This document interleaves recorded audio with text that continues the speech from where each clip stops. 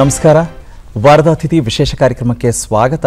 ಹೆಚ್ಚು ನನ್ನ ಮಾತಿರೋದಿಲ್ಲ. ಯಾಕೆ ಅಂತ ಹೇಳಿದ್ರೆ ಕಳೆದ ಸಂಚಿಕೆಯಲ್ಲಿ ಪ್ರೊಫೆಸರ್ ಎಂ ಕೃಷ್ಣೇಗೌಡರು ಮಾತನಾಡಿದಂಥ ಆ ವಾಗ್ಝರಿಯನ್ನು ಕೇಳ್ತಾ ಇದ್ವಿ. ಅದೆಲ್ಲೋ ದಿಢೀರಂತ ನಿಲ್ಲಿಸ್ಬಿಟ್ವಿ. ಆದರೆ ಅದನ್ನು ಖಂಡಿತ ಈಗ ಮತ್ತಷ್ಟು ಕೇಳುವಂಥ ಅವಕಾಶ ಈ ಸಂಚಿಕೆಯಲ್ಲಿದೆ. ಹಾಗಾಗಿ ಇನ್ನೀಗ ಮತ್ತೊಮ್ಮೆ ಅವ್ರನ್ನ ಬರಮಾಡ್ಕೊಳ್ತಾ ಈ ಸಂಚಿಕೆನ ಮುಂದುವರಿಸ್ತಾ ಇದ್ವಿ. ನಮಗೆ ಅನಿಸಿದ್ದನ್ನೆಲ್ಲ ಹೇಳೋಕ್ಕಾಗೋದಿಲ್ಲ. ಪ್ರಪಂಚದ ಯಾವ ಭಾಷೆಯಲ್ಲೂ ನಮಗೆ ಅನಿಸಿದ್ದನ್ನೆಲ್ಲ ಹೇಳೋದಕ್ಕೆ ಬೇಕಾದ ಶಬ್ದಗಳಿಲ್ಲ. ಇನ್ನೊಂದು ಸ್ಪಷ್ಟವಾಗಿ ಗೊತ್ತು ನನಗೆ, ನಮ್ಮೂರಿಗೆ ಮದುವೆಯಾಗಿ ಬಂದ ಮೊಟ್ಟ ಮೊದಲನೇ ಅಕ್ಷರಸ್ಥ ಹೆಣ್ಮಗಳು ನಮ್ಮ ತಾಯಿ. ಯಾವುದೋ ಪದ್ಯ, ಯಾವುದೋ ಒಂದು ಮಾತು ಬಹಳ ಕಾಲ ನೆನ್ಪಿಟ್ಕೊಂಡಿರ್ತೀನಿ. ಆದ್ರೆ ಮನೇಲಿ ಏನೋ ತರ ಕೇಳಿರ್ತಾರೆ, ಮರ್ತ್ಬಿಟ್ಟು ಬರ್ತೀನಿ. ನಮ್ಮ ತಂದೆಗೆ ನಾನು ಡಾಕ್ಟರ್ ಆಗಬೇಕು ಅಂತ ಆಸೆ ಇತ್ತು. ನಾನು ಚಿಕ್ಕಂದಿನಲ್ಲಿ ಸ್ವಲ್ಪ ಬುದ್ಧಿವಂತ ಹುಡುಗನೇ. ಆಮೇಲೆ ತೀರ್ಮಾನ ಮಾಡಿಬಿಟ್ಟೆ ನನ್ನ ಬದುಕು ಮುಂದಕ್ಕೆ ಸಾಹಿತ್ಯ, ಕನ್ನಡ ಅಷ್ಟೇ.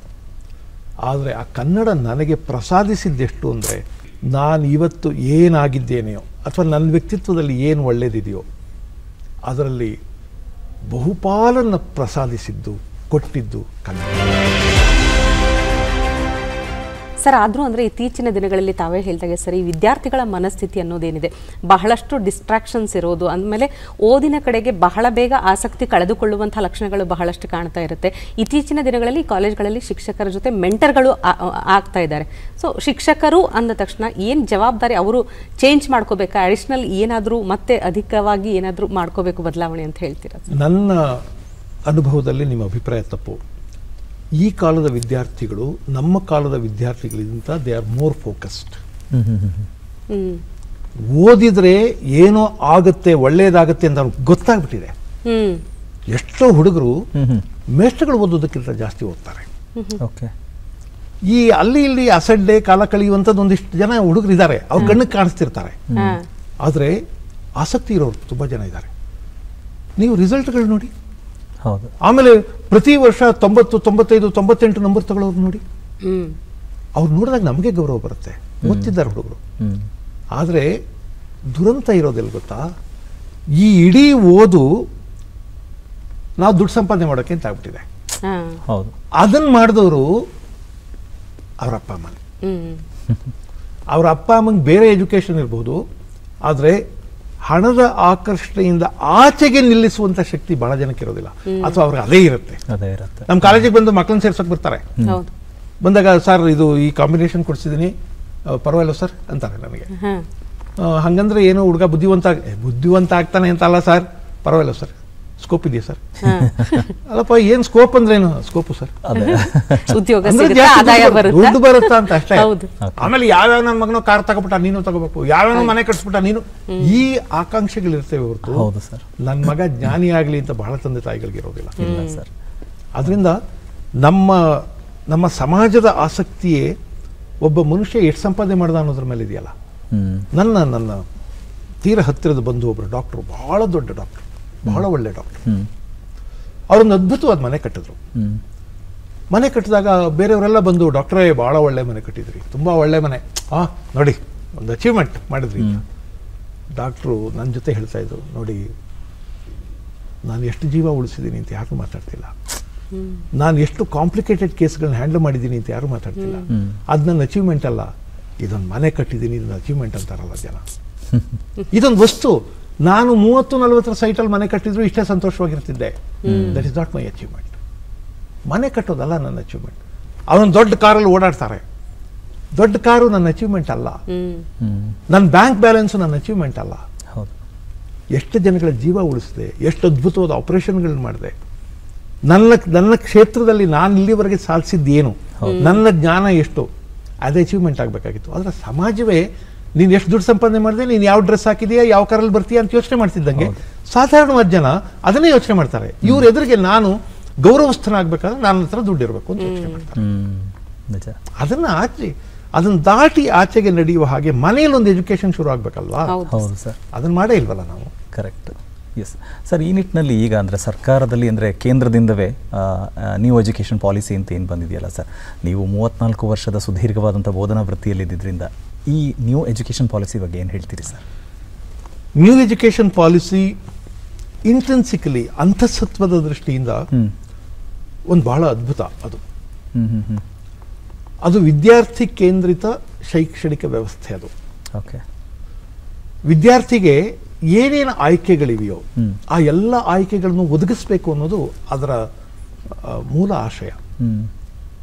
ಆದರೆ ಸಮಸ್ಯೆ ಏನು ಅಂದರೆ ನಾವು ಸಿದ್ಧವೇ ಆಗಿಲ್ಲ ಅದಕ್ಕೆ. Teachers are not properly oriented, the education institutions are not properly designed. ಅದಕ್ಕೆ ಬೇಕಾದಂಥ ಇನ್ಫ್ರಾಸ್ಟ್ರಕ್ಚರ್ ನಾವು ಒದಗಿಸಿಲ್ಲ. ನಮ್ಮಲ್ಲಿ ಇನ್ನೂ ಎಲ್ಲ ಕಾಲೇಜುಗಳಲ್ಲಿ ಲೆಕ್ಚರರ್ಸ್ ಇಲ್ಲ, ಪಾಠ ಮಾಡೋರಿಲ್ಲ. ಅಸಹ್ಯ, ಬೇಸರ, ಸಂಕಟ. 15,000 ರೂಪಾಯಿ ಕೊಟ್ಟು ಒಬ್ಬ PhD ಮಾಡಿರೋನು ಪಾಠ ಮಾಡುವಂತಾರೆ, 20,000 ಕೊಟ್ಟು ಪಾಠ ಮಾಡುವಂತಾರೆ. ಅಂದರೆ ಜಾಸ್ತಿ ಜನ ಗ್ರಾಜ್ಯುಯೇಟ್ಸ್ ಇದ್ದಾರೆ, ಮಾರ್ಕೆಟಲ್ಲಿ ಸಪ್ಲೈ ಜಾಸ್ತಿ ಇದೆ, ಡಿಮ್ಯಾಂಡ್ ಕಡಿಮೆ ಇದೆ, ಇಷ್ಟೇ ಕೊಡೋದು. ಬೇಕಾದ್ರೆ ಪಾಠ ಮಾಡು, ಬೆಳೆದ್ರೆ ಹೋಗು. ನಾನು ಬಹಳ ಸಲ ಅಂತಿರ್ತೀನಿ, ಕಾಲೇಜಲ್ಲಿ ಒಬ್ಬ ಮಾಲಿ ಕೆಲಸ ಬಿಟ್ಬಿಡ್ತೀನಿ ಅಂದ್ರೆ ಕಾಲೇಜ್ ಪ್ರೆಸಿಡೆಂಟೇ ಹೋಗಿ ಮಾತಾಡ್ತಾನೆ, ಯಾಕಪ್ಪ ಕೆಲಸ ಬಿಟ್ಬಿಡ್ತೀಯ ಅಂತ. ಯಾರೋ ಒಬ್ಬ ಲೆಕ್ಚರರ್ ಕೆಲಸ ಬಿಡ್ತೀನಿ ಅಂದ್ರೆ ಅಲ್ಲೇ HOD ಕೊಟ್ಬಿಟ್ಟು ಹೋಗು ಅಂತಾರೆ. ಇವ್ರನ್ನ ಮೀಟ್ ಮಾಡೋಕ್ಕೂ ಬಿಡಲ್ಲ ಅವರು. ಇನ್ನೊಬ್ಬ ಬರ್ತಾನೆ ನಾಳೆ ಅಂತಾರೆ. ಇಂಥದ್ದೊಂದು ಸಿಸ್ಟಮ್ನಲ್ಲಿ ನ್ಯೂ ಎಜುಕೇಶನ್ ಪಾಲಿಸಿ ಬಗ್ಗೆ ಮಾತಾಡ್ತಿದ್ದೀವಲ್ಲ ನಾವು. ಒಂದಷ್ಟು ಜನ ಕಾಂಪಿಟೆಂಟ್ ಟೀಚರ್ಸ್ ಅನ್ನ, ಕಾಂಪಿಟೆಂಟ್ ಎಜುಕೇಶನ್ ಇನ್ಸ್ಟಿಟ್ಯೂಷನ್ಸ್ ಅನ್ನ ಎಸ್ಟಾಬ್ಲಿಷ್ ಮಾಡಿ ಅವರನ್ನೆಲ್ಲ ಬಹಳ ಚೆನ್ನಾಗಿ ಯಾವ್ದು ಬೇಕಾದ್ರೂ ಅವ್ರು ಓದೋದಕ್ಕೆ ಅವಕಾಶ ಇದೆ ಅನ್ನೋ ಹಾಗೆ ಮಾಡಿ ಆಮೇಲೆ ನ್ಯೂ ಎಜುಕೇಶನ್ ಪಾಲಿಸಿ ಬಗ್ಗೆ ಮಾತಾಡಬೇಕಾಗಿತ್ತು. ಆದ್ರೆ ನಾವು ಸ್ವಲ್ಪ ಧಾವಂತದಲ್ಲಿ ಇರ್ತೀವಲ್ವಾ. ಒಂದು ಅದ್ರದ್ದೇನಂದ್ರೆ ಏನೋ ಶುರು ಮಾಡದೇ ಇದ್ರೆ ನಾವೇನೋ ಮಾಡಕ್ ಆಗೋದೇ ಇಲ್ಲ, ಅದರಿಂದ ಶುರು ಮಾಡಿಬಿಡೋಣ ಅಂತ ಅದರಿಂದ ಶುರು ಮಾಡಿದ್ದಾರೆ. ಆದರೆ ಈ ವ್ಯವಸ್ಥೆ ಅದನ್ನ ಎಷ್ಟರ ಮಟ್ಟಿಗೆ ಚಾಲುಗೊಳಿಸುತ್ತೆ ಅನ್ನೋದು ಬಹಳ ದೊಡ್ಡ ಸವಾಲಿನ ಕೆಲಸ. ಈ ಸಂದರ್ಭದಲ್ಲಿ ಜ್ಞಾನ ಬುತ್ತಿ ಎನ್ನುವಂತಹ ಸಂಸ್ಥೆ ಮೈಸೂರಿನಲ್ಲಿ ಸ್ಪರ್ಧಾತ್ಮಕ ಪರೀಕ್ಷೆಗಳಿಗೆ ಯಾರು ತಯಾರಿ ಮಾಡ್ಕೊಳ್ಬೇಕು ಅವರಿಗೆ ಉಚಿತ ತರಬೇತಿ ನೀಡುವಂತಹ ಸಂಸ್ಥೆ, ತಾವು ಸಂಸ್ಥಾಪಕರಲ್ಲೊಬ್ರು. ಆ ಸಂಸ್ಥೆ ಬಗ್ಗೆ ಹೇಳಿ ಸರ್. ಅದೊಂದು ಬಹಳ ಅದ್ಭುತವಾದ ಪ್ರಯೋಗ. ಸುಮಾರು 40 ವರ್ಷ ಆಯ್ತು ಅದನ್ನು ನಾವು ಆರಂಭ ಮಾಡಿ. ಹತ್ತತ್ರ 40, 38 ವರ್ಷ ಆಗಿದೆ ಅಂತ ಇಟ್ಕೊಳ್ಳಿ. ನಮ್ಮ ಗುರಿ ಒಂದಿತ್ತು, ಒಂದು ಪ್ರಯೋಗ ಮಾಡೋಣ. ಯಾರ್ಯಾರು ಅಧ್ಯಾಪಕರು ಸ್ವಇಚ್ಛೆಯಿಂದ ಬಂದು ಪಾಠ ಮಾಡ್ತಾರೋ ಅವ್ರು ಮಾಡಲಿ. ವಿದ್ಯಾರ್ಥಿಗಳಿಗೆ ಯಾವ ಶುಲ್ಕವೂ ಇಲ್ಲದೆ ಪಾಠ ಮಾಡ್ಸೋಣ. ಯಾವ ಶುಲ್ಕವೂ ಇಲ್ಲ. ನಾವು ಈಗಲೂ ಒಂದು 200-300 ರೂಪಾಯಿ ಇಸ್ಕೋತಾರೆ ಅವ್ರ ಹತ್ರ. ಅದು ನಮಗೊಂದು ಎಲೆಕ್ಟ್ರಿಕ್ ಬಿಲ್ಲು ಅದು ಇದಕ್ಕೆ ಖರ್ಚಾಗುತ್ತೆ ಅಷ್ಟೇ. ಅದಕ್ಕೆ ನಮ್ಗೊಂದು ಬ್ಯಾಂಕ್ ಅಕೌಂಟು ಇಲ್ಲ, ನಮ್ಮ ಹತ್ರ ದುಡ್ಡೇ ಇರಲ್ಲ. ಒಂದು ಕೋರ್ಸ್ ಶುರು ಆದ್ರೆ ಅದು ಮುಗಿಯೋಷ್ಟೊತ್ತಿಗೆ ಅಲ್ಲಿರೋ ದುಡ್ಡು ಖರ್ಚಾಗ್ಬಿಟ್ಟಿರುತ್ತೆ, ಏನೂ ಇರಲ್ಲ. 200-300 ರೂಪಾಯಿ ಆದ್ರೆ 3-4 ತಿಂಗಳು ನಡೆದ್ರೆ ಏನಕ್ಕೆ ಬರುತ್ತದು? ಸೊ ಖರ್ಚಾಗ್ಬಿಟ್ಟಿರುತ್ತೆ. ಅಧ್ಯಾಪಕರು, ಈ ನಾಡಿನ ಬಹಳ ಶ್ರೇಷ್ಠ ಅಧ್ಯಾಪಕರು ತಾವೇ ಬಂದು ಪಾಠ ಮಾಡ್ತಾರೆ. ಅವ್ರು ಹೇಳ್ತಾರೆ, ಇಲ್ಲಿ ಪಾಠ ಮಾಡೋದ್ರಲ್ಲಿ ನಮಗೊಂದು ತೃಪ್ತಿ ಸಿಗುತ್ತೆ, ಸಂತೋಷ ಸಿಗುತ್ತೆ. ನನಗೆ ಒಂದು ನಂಬಿಕೆ ದೃಢವಾಗಿದೆ, ಅದೇನೆಂದ್ರೆ ನಿಮ್ಮ ಆಕಾಂಕ್ಷೆಗಳು ಸ್ವಚ್ಛವಾಗಿದ್ರೆ, ನಿಮ್ಮ ಉದ್ದೇಶಗಳು ಶುದ್ಧವಾಗಿದ್ರೆ ಸಹಾಯ ಮಾಡೋಕೆ ಬಹಳಷ್ಟು ಜನ ಇದ್ದಾರೆ. ಹೌದು, ಈ ಸಮಾಜ ಆ ದೃಷ್ಟಿಯಿಂದ ಒಳ್ಳೆಯದು. ನೀವು ಒಂದು ಒಳ್ಳೆ ಉದ್ದೇಶದಿಂದ ಏನಾದರೂ ಮಾಡಿ ತುಂಬಾ ಜನ ಸಹಾಯ ಮಾಡ್ತಾರೆ. ನಮ್ಮ ಜ್ಞಾನಬುತ್ತಿ ಸಂಸ್ಥೆ ಇಲ್ಲಿ ತನಕ 38 ವರ್ಷ, ಮಧ್ಯದಲ್ಲಿ ಒಂದು 2-3 ವರ್ಷ ಅದು ಕೆಲಸ ಮಾಡಲಿಲ್ಲ ಬೇರೆ ಕಾರಣಕ್ಕೋಸ್ಕರ. ಅಲ್ಲಿ ಯಾವುದೋ ಒಂದು ಕಟ್ಟಡದಲ್ಲೇ ಒಂದು ಲಿಟಿಗೇಷನ್ ಆಯಿತು. ನಾವಿದ್ದು ನಮಗೊಂದು ಸ್ವಂತ ಆಸ್ತಿ ಇಲ್ಲ, ಸ್ವಂತ ಕಟ್ಟಡ ಇಲ್ಲ, ಏನೂ ಇಲ್ಲ ಸಂಸ್ಥೆಗೆ. ಮಂತ್ರಿಗಳು ಅವರು ಇವರು ಅಲ್ಲಿಗೆ ಬಂದಾಗ ನಿಮ್ಗೊಂದು ನಿವೇಶನ ಕೊಡ್ತೀವಿ ತಗೊಳ್ಳಿ, ನಿಮ್ಗೊಂದು ಕಟ್ಟಡ ಕಟ್ಸ್ಕೊಡ್ತೀವಿ ತಗೊಳ್ಳಿ ಎಂದಾಗಲೂ ಬೇಡ ಅಂತೀವಿ ನಾವು. ಬೇಡವೇ ಬೇಡ. ಇದು ಎಲ್ಲಿಯ ತನಕ ತಾನು ಬದುಕುವ ಯೋಗ್ಯತೆ ಇರುತ್ತೋ ಅಲ್ಲಿ ತನಕ ಬದುಕಬೇಕದು. ತನಗೆ ಯೋಗ್ಯತೆ ಇಲ್ಲ ಅಂದ್ರೆ ಸತ್ತೋಗ್ಲಿ ಅದು. ಹಂಗಂತ ಶುರು ಮಾಡಿದ್ವಿ. ಇವತ್ತಿನ ತನಕ ನಡೀತಾ ಇದೆ. ಈಗಲೂ ತರಗತಿಗಳು ನಡೀತಾ ಇದೆ. Great sir, great sir. ಇಷ್ಟು ಹೊತ್ತು ಅಂದರೆ ನಿಮ್ಮ ಬದುಕಿನ ಒಂದು ಸುಮಾರು ವಿಚಾರಗಳನ್ನು ಸೈದ್ಧಾಂತಿಕವಾಗಿರ್ಬೋದು, ಅಂದರೆ ಆಧ್ಯಾತ್ಮಿಕ ಹಿನ್ನೆಲೆ ಇರ್ಬೋದು, ಸಾಹಿತ್ಯಿಕ ಹಿನ್ನೆಲೆ, ಈ ಥರ ಸಾಕಷ್ಟು ದೃಷ್ಟಿಕೋನಗಳಲ್ಲಿ ನೀವು ವಿಚಾರಗಳನ್ನು ಹೇಳ್ತಾ ಬಂದ್ರಿ. ಆದರೆ ನಮಗೆ ನೀವು ಜಗಜ್ಜಾಹೀರಾಗಿದ್ದು ಅಂತ ಹೇಳಿದ್ರೆ ಖಾಸಗಿ ವಾಹಿನಿಯಲ್ಲಿ ಹರಟೆ ಅನ್ನುವಂಥ ಕಾರ್ಯಕ್ರಮ ಬಂದಾಗ ಪ್ರೊಫೆಸರ್ ಕೃಷ್ಣೇಗೌಡರು ಅನ್ನೋದು ಎಲ್ರಿಗೂ ಪರಿಚಯ ಆಯಿತು. ಅದಕ್ಕೆ ಮುಂಚೆ ಇದ್ದದ್ದು ನಿಮ್ಮದೇ ಆದಂಥ ಬೇರೆ ವಲಯ ಇತ್ತು ಸರ್. ಅಂದರೆ ಆ ಹರಟೆ ಬಂದ ಮೇಲಿಂದ ಬದುಕಿನ ಹಾದಿಯೇ ಬದಲಾಯಿತ ಮಾಧ್ಯಮಗಳಲ್ಲಿ ಅನ್ನೋ ಮಟ್ಟಕ್ಕೆ ಒಂದು ಹೊಸ ಸಂಚಲನ ಸೃಷ್ಟಿಯಾಯಿತು. ನಿಮ್ಮನ್ನು ಹಾಸ್ಯ ಭಾಷಣಗಾರರು ಅಂತ ಹೇಳೋಕೆ ಶುರು ಮಾಡಿದರು ಸರ್. ಆ ಜರ್ನಿ ಬಗ್ಗೆ ಹೇಳಿ ಸರ್.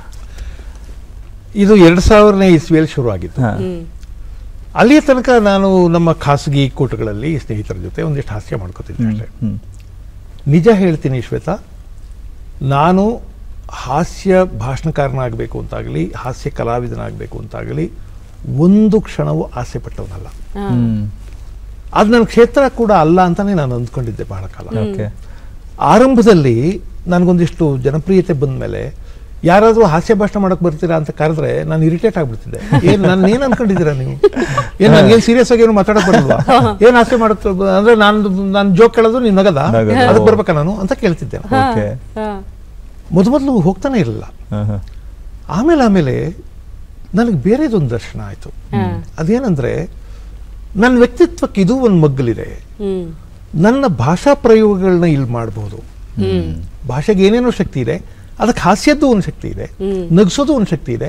ಆ ಪ್ರಯೋಗ ಮಾಡ್ಬೋದು. ಇನ್ನೊಂದು, ನಾನು ಮಾತಾಡುವಷ್ಟೊತ್ತು ನಮ್ಮ ಮುಂದೆ ಕೂತಿರೋರು ಮುಖದ ಮೇಲೆ ನಗು ಇರುತ್ತೆ. ಅದನ್ನ ನೋಡೋದು ಒಂದು ಸಂತೋಷ. ಆ ಸಂತೋಷ ಒಂದು ಸಿಗುತ್ತೆ.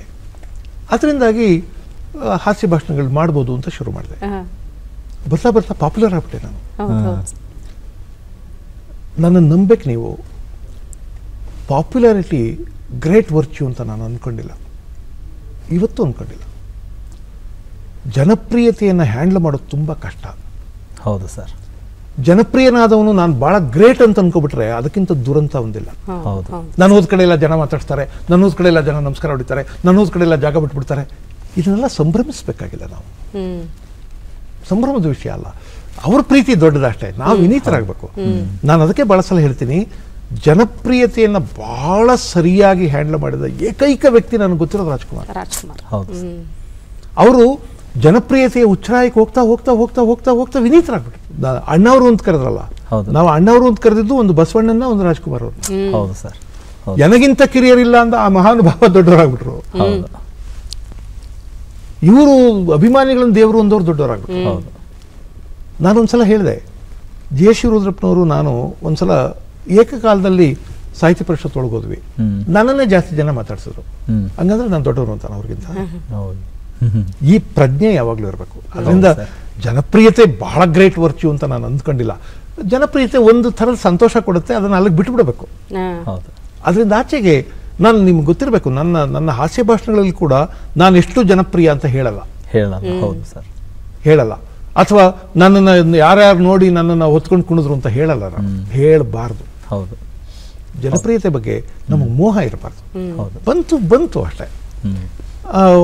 ಒಂದು ಮಟ್ಟದ ಜನಪ್ರಿಯತೆ ನನಗೆ ಬಂತು, ಅದರಿಂದ ಸಂತೋಷ ಆಗಿದೆ. ಆದರೆ ಅದನ್ನು ವಿನಯದಿಂದ ಕಾಪಾಡ್ಕೊಂಡಿದ್ದೀನಿ ಅಂತ ಅಂದ್ಕೊಂಡಿದ್ದೀನಿ ನಾನು.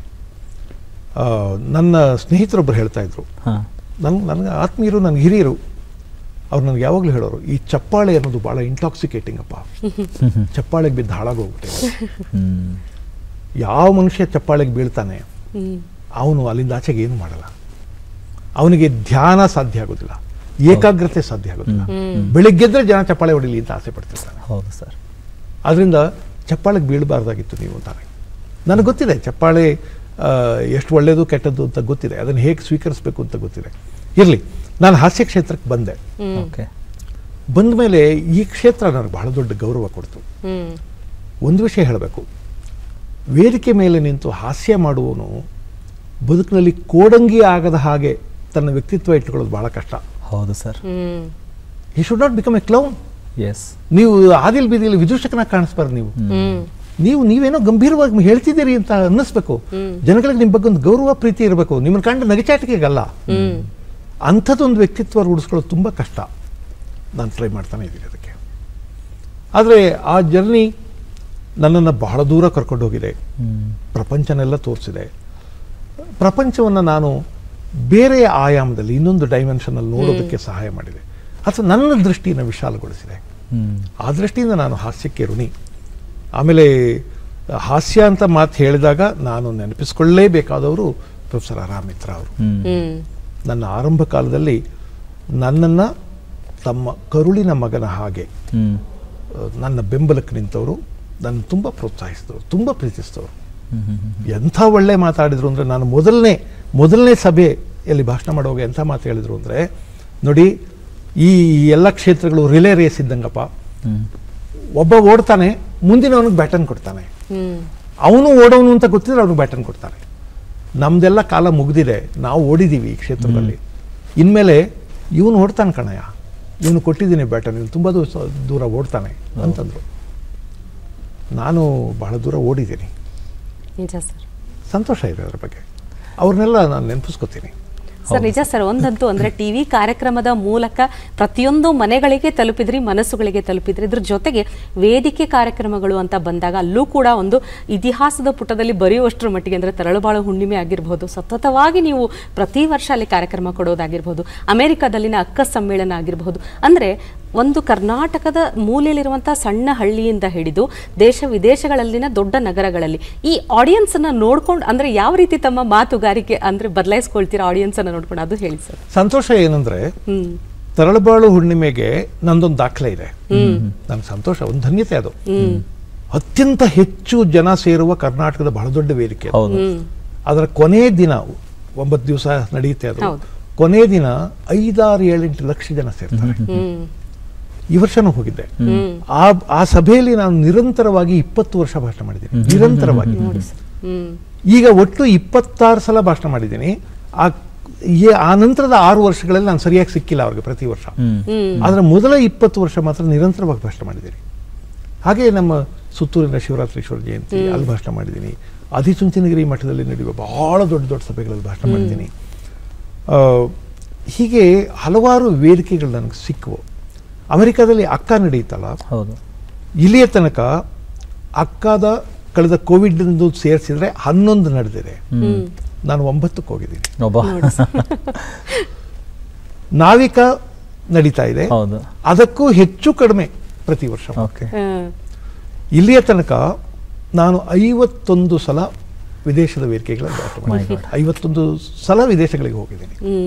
ಅದರಲ್ಲಿ ಅಮೆರಿಕಕ್ಕೆ ಒಂದಕ್ಕೆ 21 ಸಲ ಹೋಗಿ 25 ದೇಶಗಳಲ್ಲ ಸರ್, 26-27 ಆಗಿರ್ಬೇಕು. ಅಷ್ಟು ದೇಶಗಳಿಗೆ ಹೋಗಿದ್ದೀನಿ.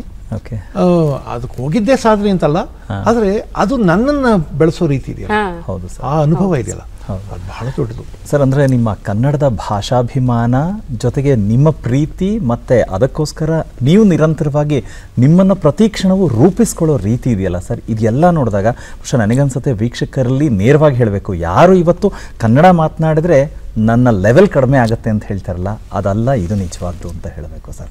ಅಂದರೆ ಅಷ್ಟರ ಮಟ್ಟಿಗೆ ನಿಮ್ಮ ಕನ್ನಡದ ಬಗ್ಗೆ ಇರುವಂಥ ಆಪ್ತತೆ ಇದೆಯಲ್ಲ ಸರ್, ನಮಗೂ ಕೂಡ ಅದು ಹೆಮ್ಮೆ ಅನಿಸುತ್ತೆ ಸರ್. ಶ್ರೀನಿವಾಸ್, ನನಗನ್ಸೋದು ನಾವೇ ಎಲ್ಲೋ ನಮ್ಮ ಕರ್ತವ್ಯದಲ್ಲಿ ಸೋತ್ಬಿಟ್ವಿ. ನಮ್ಮ ಹಿಂದಿನ ತಲೆಮಾರಿತ್ತಲ್ಲ, ಅವರೆಲ್ಲ ಕನ್ನಡವನ್ನು ನಮ್ಮ ಮನಸ್ಸಿಗೆ ಇಳಿಸಿದ್ರಲ್ಲ, ಅವಾಗ ಹೆಂಗಿತ್ತು ಅಂದರೆ, ಏನು ಭಾಷೆನ್ರಿ, ಎಷ್ಟು ಅದ್ಭುತವಾಗಿ ಮಾತಾಡ್ತಾರೆ ಇವರು ಅಂತ ಅನ್ಸೋದು. ನಮ್ಮ ತಲೆಮಾರು, ನಮ್ಮ ನಂತರದವರಿಗೆ ಇಷ್ಟು ಕನ್ನಡದ ಸಮೃದ್ಧಿಯನ್ನು ಪರಿಚಯ ಮಾಡಲೇ ಇಲ್ವೇನೋ ನಾವು. ಅದರಿಂದನೇ ಹುಡುಗರೆಲ್ಲ ಹಂಗೆ ಆಡ್ತಾರೆ ಅಂತ ಕಾಣಿಸುತ್ತೆ. ಆಮೇಲೆ ಅವ್ರು ಮಾತಾಡೋ ಇಂಗ್ಲೀಷ್ ಇದೆಯಲ್ಲ, ನನಗೆ ಭಾಳ ಸಲ ತಮಾಷೆ ಅಂತಂದು. ನಾನು ನಮ್ಮ ಹಾಸ್ಯಗೋಷ್ಠಿಗಳಲ್ಲಿ ಒಂದು ಮಾತು ಹೇಳ್ತೀನಿ, ನನಗೂ ಇಂಗ್ಲೀಷ್ ಚೆನ್ನಾಗಿ ಬರಲ್ಲ, ಆದರೆ ಬಹಳ ಜನ ನಮಗೆ ಕನ್ನಡ ಸ್ವಲ್ಪ ಕಷ್ಟ ಆಗುತ್ತೆ ರೀ, ಇಂಗ್ಲೀಷ್ ಆದರೆ ಒಡೆದೇ ತಾಕ್ಬಿಡ್ತೀವಿ ಅಂತ ಮಾತಾಡ್ತಾರೆ. ನನಗೆ ಕನ್ನಡ ಸುಮಾರು ಗೊತ್ತು, ಆದರೆ ಇಂಗ್ಲೀಷ್ ಚೆನ್ನಾಗಿ ಗೊತ್ತಿಲ್ಲ. ಆದರೆ ಇಂಗ್ಲೀಷ್ ಬರುತ್ತೆ ಅಂತ ಅನ್ಕೊಂಡಿದಾರಲ್ಲ, ಅವ್ರಿಗೆ ಇಂಗ್ಲೀಷ್ ಬರಲ್ಲ ಅನ್ನೋಷ್ಟು ಗೊತ್ತಾಗುತ್ತೆ. ಇಂಗ್ಲೀಷ್ ಇದೆಯಲ್ಲ, ಅಲ್ಲಿ ಅವನೊಬ್ಬ ಮಾತಾಡುವಷ್ಟು ಸಹಜವಾಗಿ ಇಲ್ಲಿ ಅವನು ಮಾತಾಡೋಕೆ ಸಾಧ್ಯನೇ ಇಲ್ಲ. ಈಗ ಉದಾಹರಣೆಗೆ ಬ್ಯೂಟಿಫುಲ್ ಅಂತ ಒಂದು ಶಬ್ದ ಇದೆ, ಬ್ಯೂಟಿಫುಲ್. ಈ ಇಂಗ್ಲೀಷಿನ ಪ್ರೊನೌನ್ಸಿಯೇಷನ್ನಲ್ಲಿ ನಮಗೊಂದು ಎಚ್ಚರ ಇಲ್ಲ, ನಮ್ಮವ್ರಿಗೆ ಇರೋದಿಲ್ಲ, ಸಹಜವಾಗಿ ಇರೋದಿಲ್ಲ. ಯಾಕೆಂದ್ರೆ ಅವ್ರು ಕನ್ನಡ ಮಾತಾಡೋದು ಹೆಂಗೆ ಕೇಳಿಸುತ್ತೋ ನಾವು ಇಂಗ್ಲೀಷ್ ಮಾತಾಡೋದು ಹಾಗೆ ಕೇಳುತ್ತೆ. ಈಗ ಉದಾಹರಣೆಗೆ ಬಿಯಾಂಡ್ ಅನ್ನೋ ಶಬ್ದ ಇದೆ, ಬಿಹೈಂಡ್ ಅನ್ನೋ ಶಬ್ದ ಇದೆ ಅಂತ ಇಟ್ಕೊಳ್ಳಿ. ನಾವು ಬಿಹೈಂಡ್, ಬಿಯಾಂಡ್ ಅಂತೀವಿ, ಆದರೆ ಇಂಗ್ಲೀಷಿನ ಉಚ್ಚಾರಣೆ ಎಲ್ಲ ಹೇಳೋದು ಬಿಯಾಂಡ್, ಬಿಹೈಂಡ್ ಅನ್ಬೇಕು ಅಂತ, ಬಿಯಾಂಡ್. ಆಮೇಲೆ ಅದು ಡಿ ಅಲ್ಲ, ಡಿ ಡಿ ನಮ್ಗೆ ಅದು ನಮ್ಮ ನಾಲಿಗೆಯಲ್ಲಿ ಹೊರಳೋದಿಲ್ಲ. ಆಮೇಲೆ ಎರಡನೇ ಅಕ್ಷರವನ್ನ ಹೆಚ್ಚು ಒತ್ತಬೇಕು, ಬಿಯಾಂಡ್, ಬಿಹೈಂಡ್ ಅಂತ. ನಾವು ಬಿಯಾಂಡ್, ಬಿಹೈಂಡ್ ಅಂತೀವಿ, ಅಲ್ಲೇ ಕನ್ನಡ ಸರಿ, ಇಂಗ್ಲಿಷ್ ಸರಿ ಇಲ್ಲ ನಮ್ದು. ನಾನು ಅದಕ್ಕೊಂದು ತಮಾಷೆ ಹೇಳ್ತೀನಿ. ನಮ್ಮ ಕಾಲೇಜ್ನಲ್ಲಿ ನಾನು ಪ್ರಿನ್ಸಿಪಲ್ ಆಗಿದ್ದಾಗ ಯಾರೋ ಒಬ್ರು ನನ್ನ ವಿದೇಶಿ ಸ್ನೇಹಿತ, ಅವ್ರು ಕನ್ನಡ ಕಲ್ತಿದ್ದಾರೆ ಚೆನ್ನಾಗಿ. ಅವ್ರನ್ನ ನೋಡೋಕೆ ಬಂದಿದ್ರು, ನಾನು ಇರಲಿಲ್ಲ. ಅದಕ್ಕೆ ಆಮೇಲೆ ಯಾವಾಗಲೂ ಹೇಳಿದ್ರು, ನಾನು ನಿಮ್ಮನ್ನು ನೋಡಲೆಂದು ನಿಮ್ಮ ಸಂಸ್ಥೆಗೆ ಬಂದಿದ್ದೆ, ನೀವು ಗೈರು ಹಾಜರಾಗಿದ್ದೀರಿ. ಕೆಲವು ತರುಣ ತರುಣಿಯರು ಒಂದು ವೃಕ್ಷದ ಕೆಳಗೆ ಕುಳಿತು ಸಲ್ಲಾಪ ಮಾಡುತ್ತಿದ್ದರು. ಅವರನ್ನು ಕೇಳಿದಾಗ ನೀವು ಇಲ್ಲ ಎಂಬ ವಿಷಯ ತಿಳಿದು ವಿಷಾದದಿಂದ ಮರಳಿದೆ ಅಂದ್ರು. ಗ್ರಾಮೆಟಿಕಲಿ ಕರೆಕ್ಟ್, ಅದೇ ಹೌದು ಏನು ತಪ್ಪಿಲ್ಲ ಅಲ್ವಾ? ಅದಕ್ಕೆ ನಾನು ಹೇಳಿದೆ ನಿಮ್ ಕನ್ನಡ ಸರಿಯಾಗಿದೆ ಆದ್ರೆ ಸಹಜವಾಗಿಲ್ಲ. ನಿಮ್ ಕನ್ನಡ ಸರಿಯಾಗಿದೆ ಆದ್ರೆ ಸಹಜವಾಗಿಲ್ಲ. ಅದಕ್ಕೆ ಅವ್ರೇನಂದ್ರೆ ಗೊತ್ತಾ, ನೀವು ಇಂಗ್ಲಿಷ್ ಮಾತಾಡುವಾಗಲೂ ನಮಗೆ ಹಾಗೆ ಅನ್ನಿಸುತ್ತದೆ. ಸರಿಯಾಗಿ ಇಂಗ್ಲಿಷ್ ಮಾತಾಡೋದು ಬೇರೆ, ಸಹಜವಾಗಿ ಇಂಗ್ಲಿಷ್ ಮಾತಾಡೋದು ಬೇರೆ. ನಾನು ಇಂಗ್ಲೆಂಡ್ಗೆ ಹೋಗಿದ್ದಾಗ ಅಲ್ಲಿ ಯಾರೋ ಒಬ್ರು ಹೇಳಿದ್ರು, ಅಯ್ಯೋ ನಿಮ್ಮಲ್ಲಿ ಥ್ಯಾಂಕ್ಸ್ ಅಂತಾರಪ್ಪ, ನಮ್ಗೊಂಥರ ಇರಿಟೇಷನ್ ಅದು. ಅಂದ್ರೆ ಯಾರು ಅರೆ ಥ್ಯಾಂಕ್ಸ್ ಯಾಕೆ ಇರಿಟೇಷನ್ ಅದು ಅಂದ್ರೆ, ಇಲ್ಲ ನೀವು ಥ್ಯಾಂಕ್ಸ್ ಅನ್ನುವ ಕ್ರಮವೇ ಸರಿ ಇಲ್ಲ. ಯಾಕೆ ಅಂದ್ರೆ ಸರಿಯಾದ ಉಚ್ಚಾರಣಾ ಕ್ರಮ ಥ್ಯಾಂಕ್ಸ್. ಮೊದಲು you should close your lips and then open. Thanks thanks ಗುರು, ಥ್ಯಾಂಕ್ಸ್ ಅಮ್ಮ, ಥ್ಯಾಂಕ್ಸ್ ಅಣ್ಣ ಅಂತ ಮಾತಾಡ್ತೀವಲ್ಲ.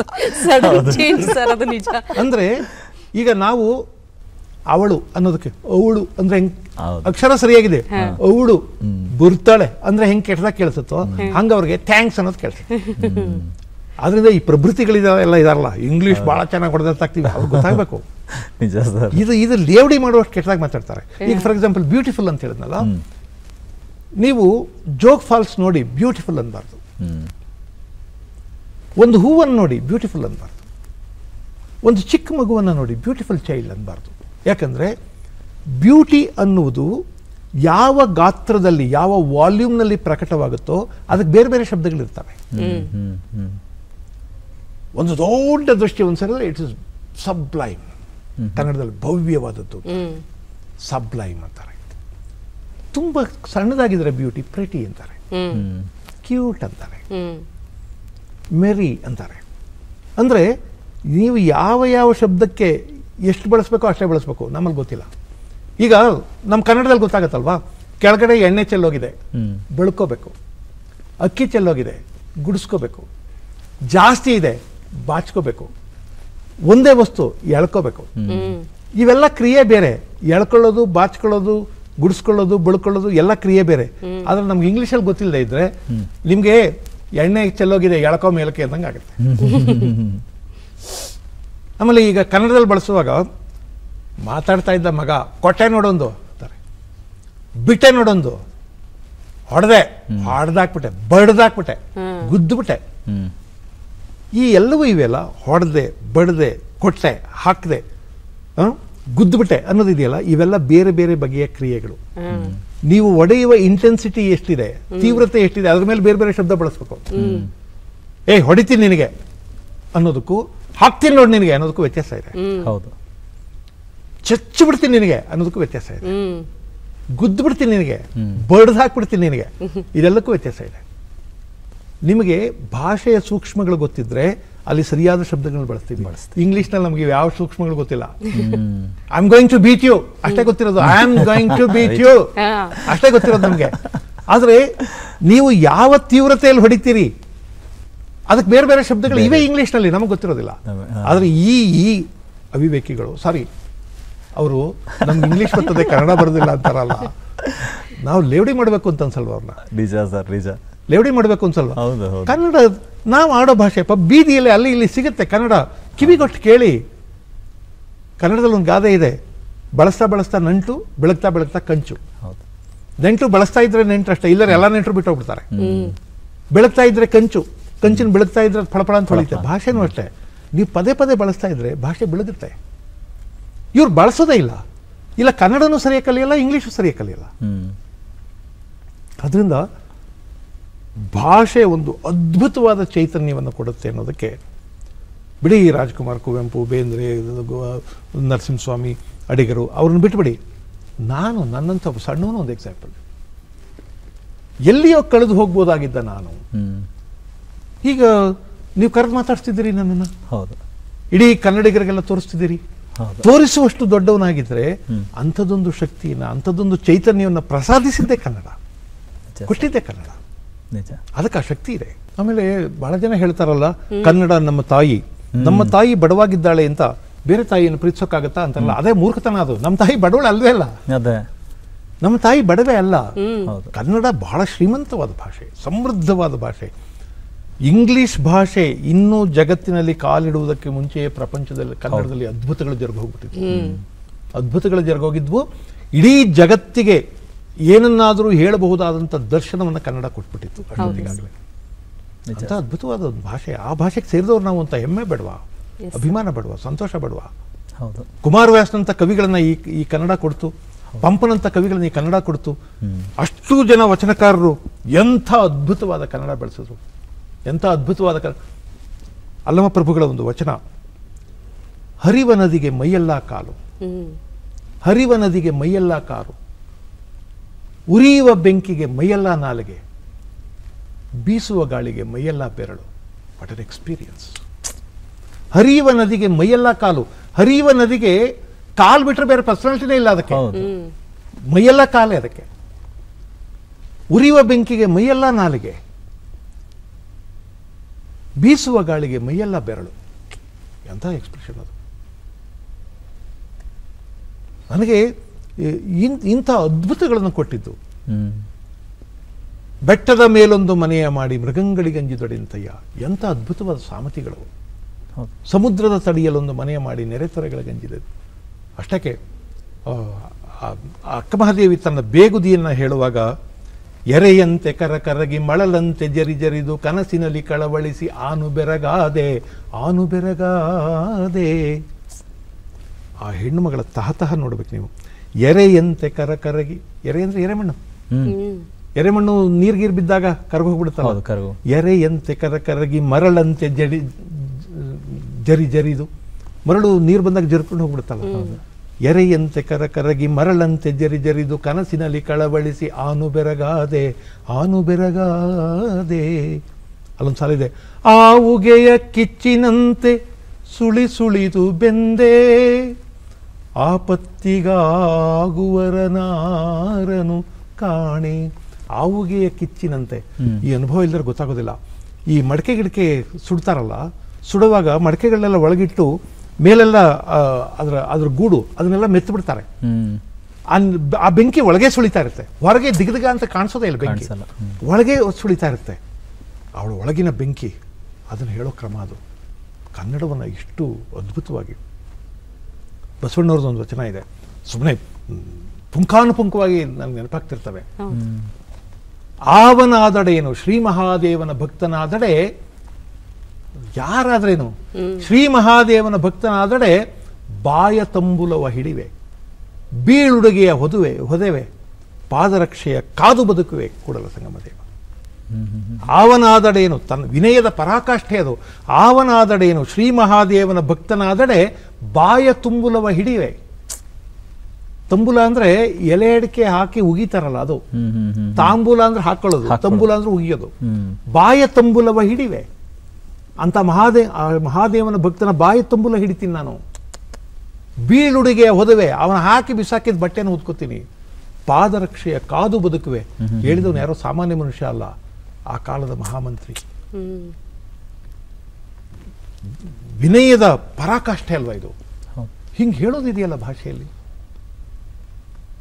ಎಂಥ ಅದ್ಭುತ ಅಲ್ವಾ? ಇಂಥದ್ದನ್ನೆಲ್ಲ ಕೊಟ್ಟಿದ್ದು ಕನ್ನಡ. ನಿಮ್ಮ ಈ ಮಾತುಗಳು ಕೇಳ್ತಾ ಇದ್ರೆ ನಾವು ಮೂಕ ವಿಸ್ಮಿತರಾಗಿ ಕೂತ್ಕೊಳ್ಬೇಕು ಅಂತ ಅನ್ಸುತ್ತೆ ಸರ್. ಜೊತೆಗೆ ನಮ್ಮ ಭಾಷೆಯ ಪ್ರೌಢತೆಯನ್ನು ನೀವು ಹೇಳೋ ರೀತಿ ಇದೆಯಲ್ಲ, ಅದು ಮತ್ತೆ ಎದೆಗೆ ಮತ್ತೆ ಮತ್ತೆ ನಾಟುತ್ತೆ ಸರ್. ಅಂದರೆ ಈ ನಿಟ್ಟಿನಲ್ಲಿ ಒಂದು ಕಾರ್ಯಕ್ರಮ ಅಂತ ಹೇಳಿದಾಗ ಸರ್, ಅಂದರೆ ಒಂದು ಆ್ಯಸ್ ಎ ನೀವು ಬೋಧನಾ ವೃತ್ತಿಯಲ್ಲಿದ್ದಾಗ ಅಲ್ಲಿಯ ಪ್ರಿಪ್ರೇಷನ್ ಬೇರೆ, ವಿದ್ಯಾರ್ಥಿಗಳು ಮುಂದೆ ಹೋಗಬೇಕಾದ್ರೆ, ಆದರೆ ಒಂದು ವೇದಿಕೆ ಮೇಲೆ ಬರಬೇಕಾದ್ರೆ ಸಾಕಷ್ಟು ಬೇರೆ ಬೇರೆ ಮನಸ್ಥಿತಿಯವರು ಇರ್ತಾರೆ.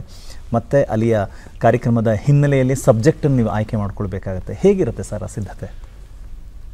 ನಾನು ಬಹಳ ಸಮಯದಲ್ಲಿ ಬಹಳ ಸಲ ವೇದಿಕೆ ಮೇಲೆ ನಿಂತಾಗ ಆಡಿಯನ್ಸ್ ಮೇಲೆ ಲೈಟ್ ಇಲ್ಲದೆ ಇದ್ರೆ ನಾನು ಕೇಳ್ಕೊತೀನಿ, ದಯವಿಟ್ಟು ಆಡಿಯನ್ಸ್ಗೆ ಲೈಟ್ ಹಾಕಿ ಅಂತ. ಯಾಕೆಂದರೆ the orator, the speaker should read the mind of the audience. Yes, ಅವರ ಮುಖಭಾವವನ್ನು ರೀಡ್ ಮಾಡಬೇಕು. ಅದು ಹೇಗೆ ಅಂದರೆ, ನೀವು ಮುಖಗಳು ನೋಡ್ತಿದ್ದಂಗೆ ಯಾವುದನ್ನು ಬೆಳೆಸಬೇಕು ಯಾವುದನ್ನು ಕತ್ತರಿಸಬೇಕು ಗೊತ್ತಾಗ್ಬಿಡುತ್ತೆ. ಹೌದು ಸರ್, ಪ್ರತಿಸ್ಪಂದನೆ ಗೊತ್ತಾಗ್ಬಿಡುತ್ತೆ. ನಾನು ಇಷ್ಟು ವರ್ಷ ಮೇಷ್ಟ್ರಾಗಿದ್ದವನಲ್ವಾ, ನಮಗೆ ಗೊತ್ತಿಲ್ಲದೆ ನಮ್ಮೊಳಗೊಂದು ವಿವೇಕ ಇದೆ. ಇದೇನು ಗೊತ್ತಾ, ನೀವು 100 ಜನ ಹುಡುಗರನ್ನ ಕೂರಿಸಿ ನಾ ಪಾಠ ಮಾಡ್ತೀನಿ, ಮುಖ ನೋಡಿದ್ರೆ ಇವ್ನು ಕೇಳ್ತಾ ಇದ್ದಾನೆ ಇಲ್ಲ ಅಂತ ಇಲ್ಲ ಅಂತ ಗೊತ್ತಾಗ್ಬಿಡುತ್ತೆ. ನನ್ನನ್ನು ಮೋಸ ಮಾಡೋಕೆ ಆಗದೇ ಇಲ್ಲ ವಿದ್ಯಾರ್ಥಿಗಳಿಗೆ. ಅವನು ಎಷ್ಟೇ ಹಿಂಗೆಲ್ಲ ಆಡ್ತಾರ ಕೇಳ್ತಾ ಇಲ್ಲ ಅಂತ ಗೊತ್ತಾಗುತ್ತೆ. ಯಾವನೊಬ್ಬ ಸುಮ್ಮನೆ ಕೂತಿರ್ತಾನೆ, ನಾನು ನೋಡೋದೇ ಇಲ್ಲ, ಅವನು ಕೇಳ್ತಾ ಇರ್ತಾನೆ. ಅಂದ್ರೆ ಇದು ನೀವೊಂದು ವೃತ್ತಿ ಮಾಡ್ತಾ ಮಾಡ್ತಾ ಮಾಡ್ತಾ ಮಾಡ್ತಾ ಅದು ನಮಗೆ ಕಲಿಸುತ್ತೆ. ಅದಕ್ಕೆ ನಾನು ಯಾವಾಗಲೂ ಹೇಳೋದು, classroom is not the place only for the students to learn. It's a place of learning both to the students and teachers. ನಾವಿಬ್ರು ಕಲಿತೀವಿ, ಕ್ಲಾಸ್ ರೂಮ್ ಒಂದು ಜಾಗ ಅಷ್ಟೇ. ಹಾಗೇನೆ ವೇದಿಕೆ ಮೇಲೆ ನಾವು ಮತ್ತು ನಮ್ಮ ಆಡಿಯನ್ಸ್, ಶ್ರೋತೃಗಳು, ನಮ್ಮಿಬ್ಬರ ಪ್ರತಿಸ್ಪಂದನ ಇಲ್ಲದೆ ಕಾರ್ಯಕ್ರಮ ನಡೆಯಲ್ಲ. ಆಮೇಲೆ ತುಂಬಾ ಕೆಟ್ಟ ಆಡಿಯನ್ಸ್ಗೆ ತುಂಬಾ ಒಳ್ಳೆ ಭಾಷಣ ಮಾಡಿರೋ ಭಾಷಣಕಾರ ಇಲ್ಲ. ಬಹಳ ಒಳ್ಳೆ ಆಡಿಯನ್ಸ್ ಇದ್ದಾಗ ನೀವು ಕೆಟ್ಟ ಭಾಷಣ ಮಾಡೋಕ್ಕೂ ಆಗೋದಿಲ್ಲ. ಅವ್ರು ಮಾತಾಡಿಸ್ತಾರೆ, ಅವರೇ ಮಾತಾಡ್ತಾರೆ. ಅವ್ರದ್ದೊಂದು ಒಳ್ಳೆ ಮುಖಭಾವ ಸಾಕು. ನನ್ಗೆ ಎಷ್ಟೋ ಸಲ ಅನ್ಸುತ್ತೆ, ಒಂದೊಂದ್ಸಲ ಕೆಲವು ವೇದಿಕೆಗಳಲ್ಲಿ ಮಾತಾಡಿ ಬಂದ್ಮೇಲೆ ಬದುಕು ಧನ್ಯ ರೀ, ಇಷ್ಟು ಜನಗಳ ಮನಸ್ಸು ಮುಟ್ಟಿದೆ ನಾನು ಅಂತ. ಯಾವಾಗಲೂ ತುಂಬ ಭಾವುಕವಾದ ಒಂದು ಮಾತು ಹೇಳಿದಾಗ ಯಾವುದೋ ಒಬ್ಬ ಹೆಣ್ಮಗಳ ಮನಸ್ಸಿನ ಮುಖದಲ್ಲಿ, ಯಾರೋ ಒಬ್ಬ ಗಂಡಸಿನ ಮುಖದಲ್ಲಿ ಒಂದು ತೊಟ್ಟು ಕಣ್ಣೀರು ಕಾಣಿಸ್ಬಿಡುತ್ತೆ, ಅಥವಾ ಮುಖ ವಿಷಣ್ಣವಾಗಿಬಿಡುತ್ತೆ. ಅಬ್ಬಾ ಸಾರ್ಥಕ. ಯಾರೋ ಮನದುಂಬಿ ನಗ್ತಾರೆ, ಅಥವಾ ನನ್ನ ಮಾತಾಡ್ತಿದ್ದಂಗೆನೆ ಈ ಮಾತು ಎಲ್ಲೋಗ್ಬೋದು ಅಂತ ಊಹೆ ಮಾಡ್ಕೊಂಡು ನಗ್ತಾರೆ. ಅಂಥವನ್ನೆಲ್ಲ ನೋಡೋದಿದೆಯಲ್ಲ. ಆಮೇಲೆ ಬದುಕಿನ ಸಂತೋಷಗಳು ಬಹಳ ಬಹಳ ಅವಕ್ಕೆಲ್ಲ ಜಾಸ್ತಿ ದುಡ್ಡು ಕೊಡ್ಬೇಕಾಗಿಲ್ಲ. ನಾನು ಬಹಳ ಸಲ ಹೇಳ್ತೀನಿ, ಎದುರಿಗೆ ಸಿಕ್ಕಿದಾಗ ಯಾರು ಬೆಳಗ್ಗೆ ವಾಕಿಂಗ್ ಹೋಗ್ತಿರ್ತೀವಿ, ಎದುರು ಯಾರೋ ಸಿಕ್ಕಿ ನಮಸ್ಕಾರ ಸರ್ ಚೆನ್ನಾಗಿದ್ದೀರಾ ಅಂತ ಮುಗುಳ್ನಗ್ತಾರೆ. ನಿಮಗೆ ಆ ಮುಗುಳ್ನಗೆ ಮತ್ತು ಆ ಪ್ರಸನ್ನ ಭಾವ ತುಂಬ ಕಾಲ ನಿಮ್ಮನ್ನು ಸಂತೋಷವಾಗಿರುತ್ತೆ. ಹೌದು ಸರ್. ನೀವು ವಾಕಿಂಗ್ ಹೋಗೋವನ್ನ ಯಾರೋ ದೂರ ನೋಡ್ಬಿಟ್ಟು ಹೋಯ್ತಾನೆ, ಹಂಗಂತಿದ್ದಂಗೆ ಇವ್ನು ಸ್ವಲ್ಪ ಚೆನ್ನಾಗಿ ನಡ್ಕೋಬೋದಾಗಿತ್ತು ಅಂತ ನೀವು ಡಿಸ್ಟರ್ಬ್ ಆಗ್ತದೆ ಅಲ್ವಾ? ಅಂದ್ರೆ ಒಂದು ಸಣ್ಣ ಮುಖಭಾವವು ಸಂತೋಷ ಕೊಡುತ್ತೆ. ನಾನು ಬಹಳ ಸಲ ಹೇಳೋದೇನೆಂದ್ರೆ, ದಾರಿ ಉದ್ದಕ್ಕೂ ನೀವು ಕಾರಲ್ಲೋ ಬಸ್ಸಲ್ಲೋ ರೈಲಲ್ಲೋ ಪ್ರಯಾಣ ಮಾಡುವಾಗ ಉದ್ದಕ್ಕೂ ಹಸಿರು ಕಾಣಿಸುತ್ತೆ. ಆಕಾಶ ನೋಡ್ತೀವಿ, ಹಸಿರು ನೋಡ್ತೀವಿ, ಬೆಟ್ಟಗುಡ್ಡಗಳು ನೋಡ್ತೀವಿ, ಹೊಳೆ ನೋಡ್ತೀವಿ, ಸಾಕು ಸಂತೋಷಕ್ಕೆ. ಆದ್ರೆ ನಮ್ಗೆ ಸಂತೋಷ ಆಗಲ್ಲ. ಯಾಕೆಂದ್ರೆ ಅದೇನು ನಂದ ಅಂತ, ನಮ್ದ ಜಮೀನ್, ಅದು ಯಾವೊಂದು ಜಮೀನಿಗೆ ನಾನಾಗಿ ಸಂತೋಷ ಪಡ್ಬೇಕು ಅಂದ್ರೆ ನಮ್ಗೆ ಗೊತ್ತಿಲ್ದಂಗೆ ನಾನ್ ಪ್ರೊಪ್ರೈಟರ್ ಆಗ್ಬೇಕು. ಅಹಂಕಾರ ಅಷ್ಟೇ, ಅದು ನಂದು ಅಂತಾದ್ರೆ ಅಹಂಕಾರ ಅಷ್ಟೇ. ಅದು ಈಗ ಹೊಳೆ ಯಾರ್ದು ಅಲ್ಲ, ನದಿ ಯಾರ್ದು ಅಲ್ಲ, ಜಮೀನು ಯಾರ್ದೋ. ಜಮೀನು ಅದು ನಂದಾದ್ರೆ ನನಗೆ ಚೆನ್ನಾಗಿ ಕಾಣಿಸುತ್ತೆ ಅಲ್ಲ, ಅದು ನಂದು ಅನ್ನೋ ಅಹಂಕಾರ ಇದೆಯಲ್ಲ, ಅದು ಸಂತೋಷ ಕೊಡುತ್ತೆ.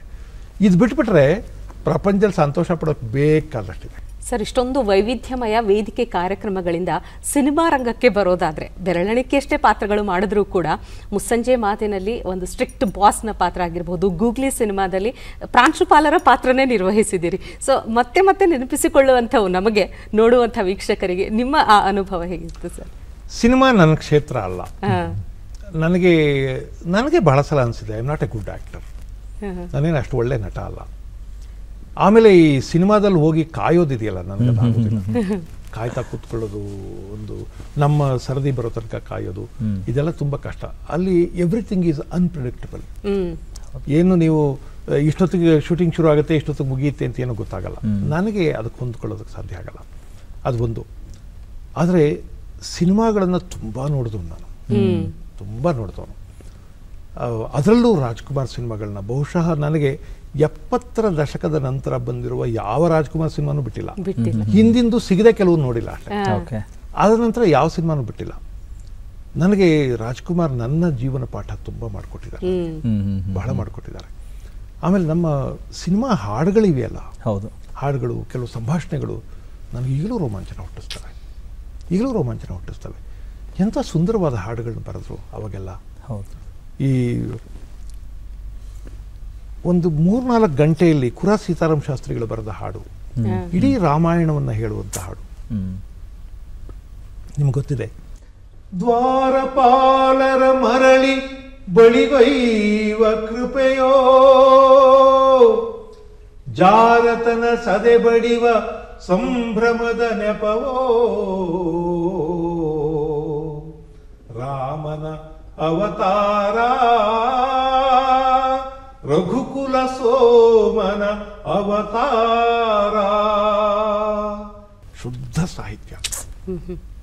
ರಾಮನ ಅವತಾರ, ರಘುಕುಲ ಸೋಮನ ಅವತಾರ ಇದೆಯಲ್ಲ, ಅದೇನು ಅಂದ್ರೆ ಬರೀ ಅವತಾರ ಅಲ್ಲ, ದ್ವಾರಪಾಲರ ಮರಳಿ ಬಳಿಗೈಯುವ ಕೃಪೆ, ಅದು ರಾಮನ ಅವತಾರ. ಅಲ್ಲಿ ವೈಕುಂಠದಲ್ಲಿ ದ್ವಾರಪಾಲಕ ಜಯ ವಿಜಯರು ಅವರು ಭೂಮಿಗೆ ಬಂದ್ರಲ್ಲ, ಅವ್ರನ್ನ ಬಳಿಗೊಯ್ಯುವುದಕ್ಕೆ ಮತ್ತೆ ಬಳಿಗೆ ಕರೆಸ್ಕೊಳ್ಳೋದಕ್ಕೋಸ್ಕರ ಕೃಪೆಯೇ ರಾಮನ ಅವತಾರ. ಅಥವಾ ಜಾರತನವನ್ನ ಸದೆ ಬಡಿಯುವ, ಈ ಜಾರತನದ ನೀಚ ಬುದ್ಧಿ ಇದೆಯಲ್ಲ, ಅದನ್ನ ಸದೆ ಬಡಿಯುವುದಕ್ಕೆ ಬಂದಂಥದ್ದು, ಅದು ರಾಮನ ಅವತಾರ. ಸೀತೆಯ ವಿವಾಹ ಅನ್ನೋದನ್ನ ಎಷ್ಟು ಚೆನ್ನಾಗಿ ಹೇಳ್ತಾರೆ ಅಂದ್ರೆ, ಧನುವೋ ಜನಕನ ಮಮತೆಯ ಕುಡಿಯೋ, ಸೀತೆಯ ಕನ್ಯಾ ಸಂಕಲೆಯೋ, ಧನುಜರ ಕನಸಿನ ಸುಖ ಗೋಪುರವೋ, ಧನುಜರ ಕನಸಿನ ಸುಖ ಗೋಪುರವೋ, ಮುರಿವುದು ಮಿಥಿಲಾ ನಗರದಲ್ಲಿ.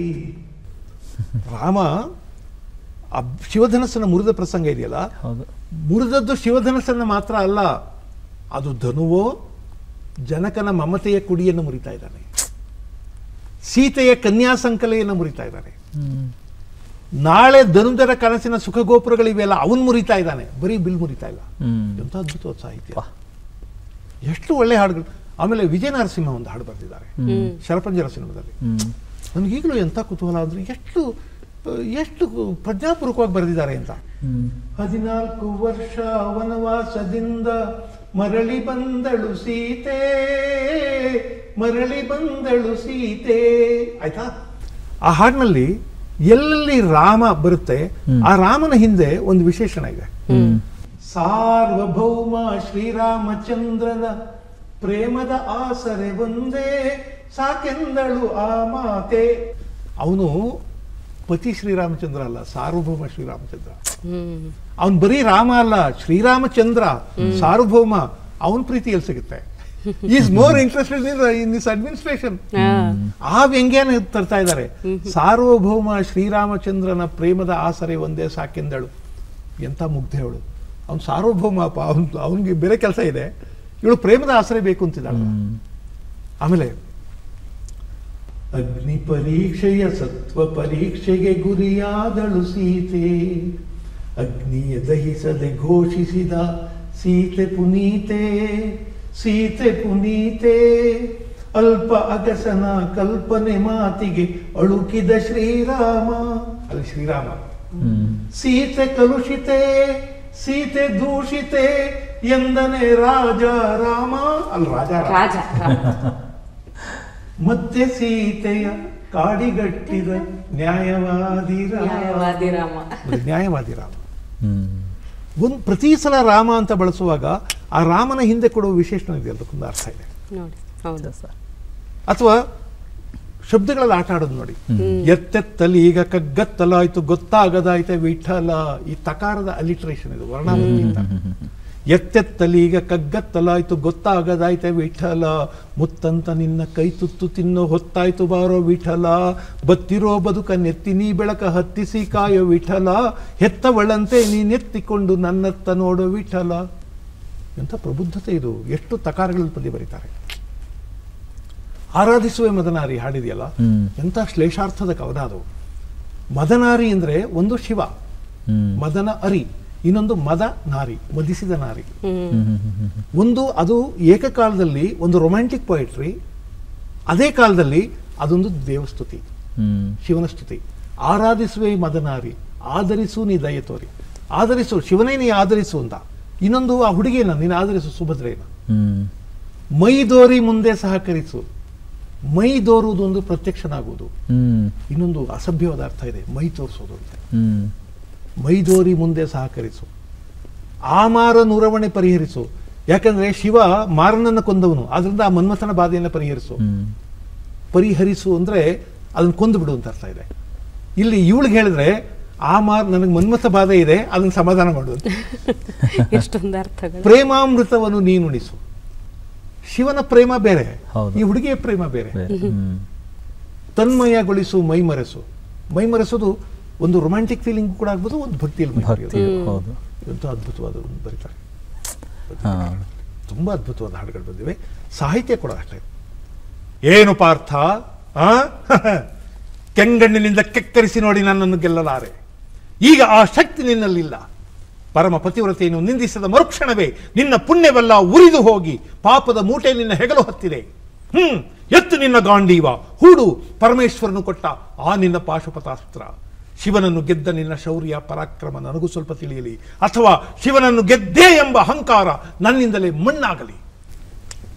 ಆ ಭಾಷೆಯಲ್ಲಿರೋ ಬಿರುಸಂಗಿದೆ ಮತ್ತು ರಾಜ್ಕುಮಾರ್ ಅದನ್ನು ಉಚ್ಚಾರಣೆ ಮಾಡಿದರೆ ಎಲ್ಲಿ ನಿಧಾನ ಆಗಬೇಕು, ಎಲ್ಲಿ ವೇಗವಾಗಿ ಹೋಗಬೇಕು, ಎಲ್ಲಿ ಧ್ವನಿಯನ್ನು ಎತ್ತರಿಸಬೇಕು, ಎಲ್ಲಿ ತಗ್ನಲ್ಲಿರಬೇಕು, ಎಲ್ಲಿ ವ್ಯಂಗ್ಯವನ್ನು ಬಳಸಬೇಕು, ಎಲ್ಲಿ ಧ್ವನಿ ಮಾರ್ಧವವಾಗಬೇಕು, ಒಬ್ಬ ಅದ್ಭುತವಾದ ಕಲಾವಿದನಿಗೆ ಮಾತ್ರ ಗೊತ್ತಾಗೋದು ಸಾಧ್ಯ.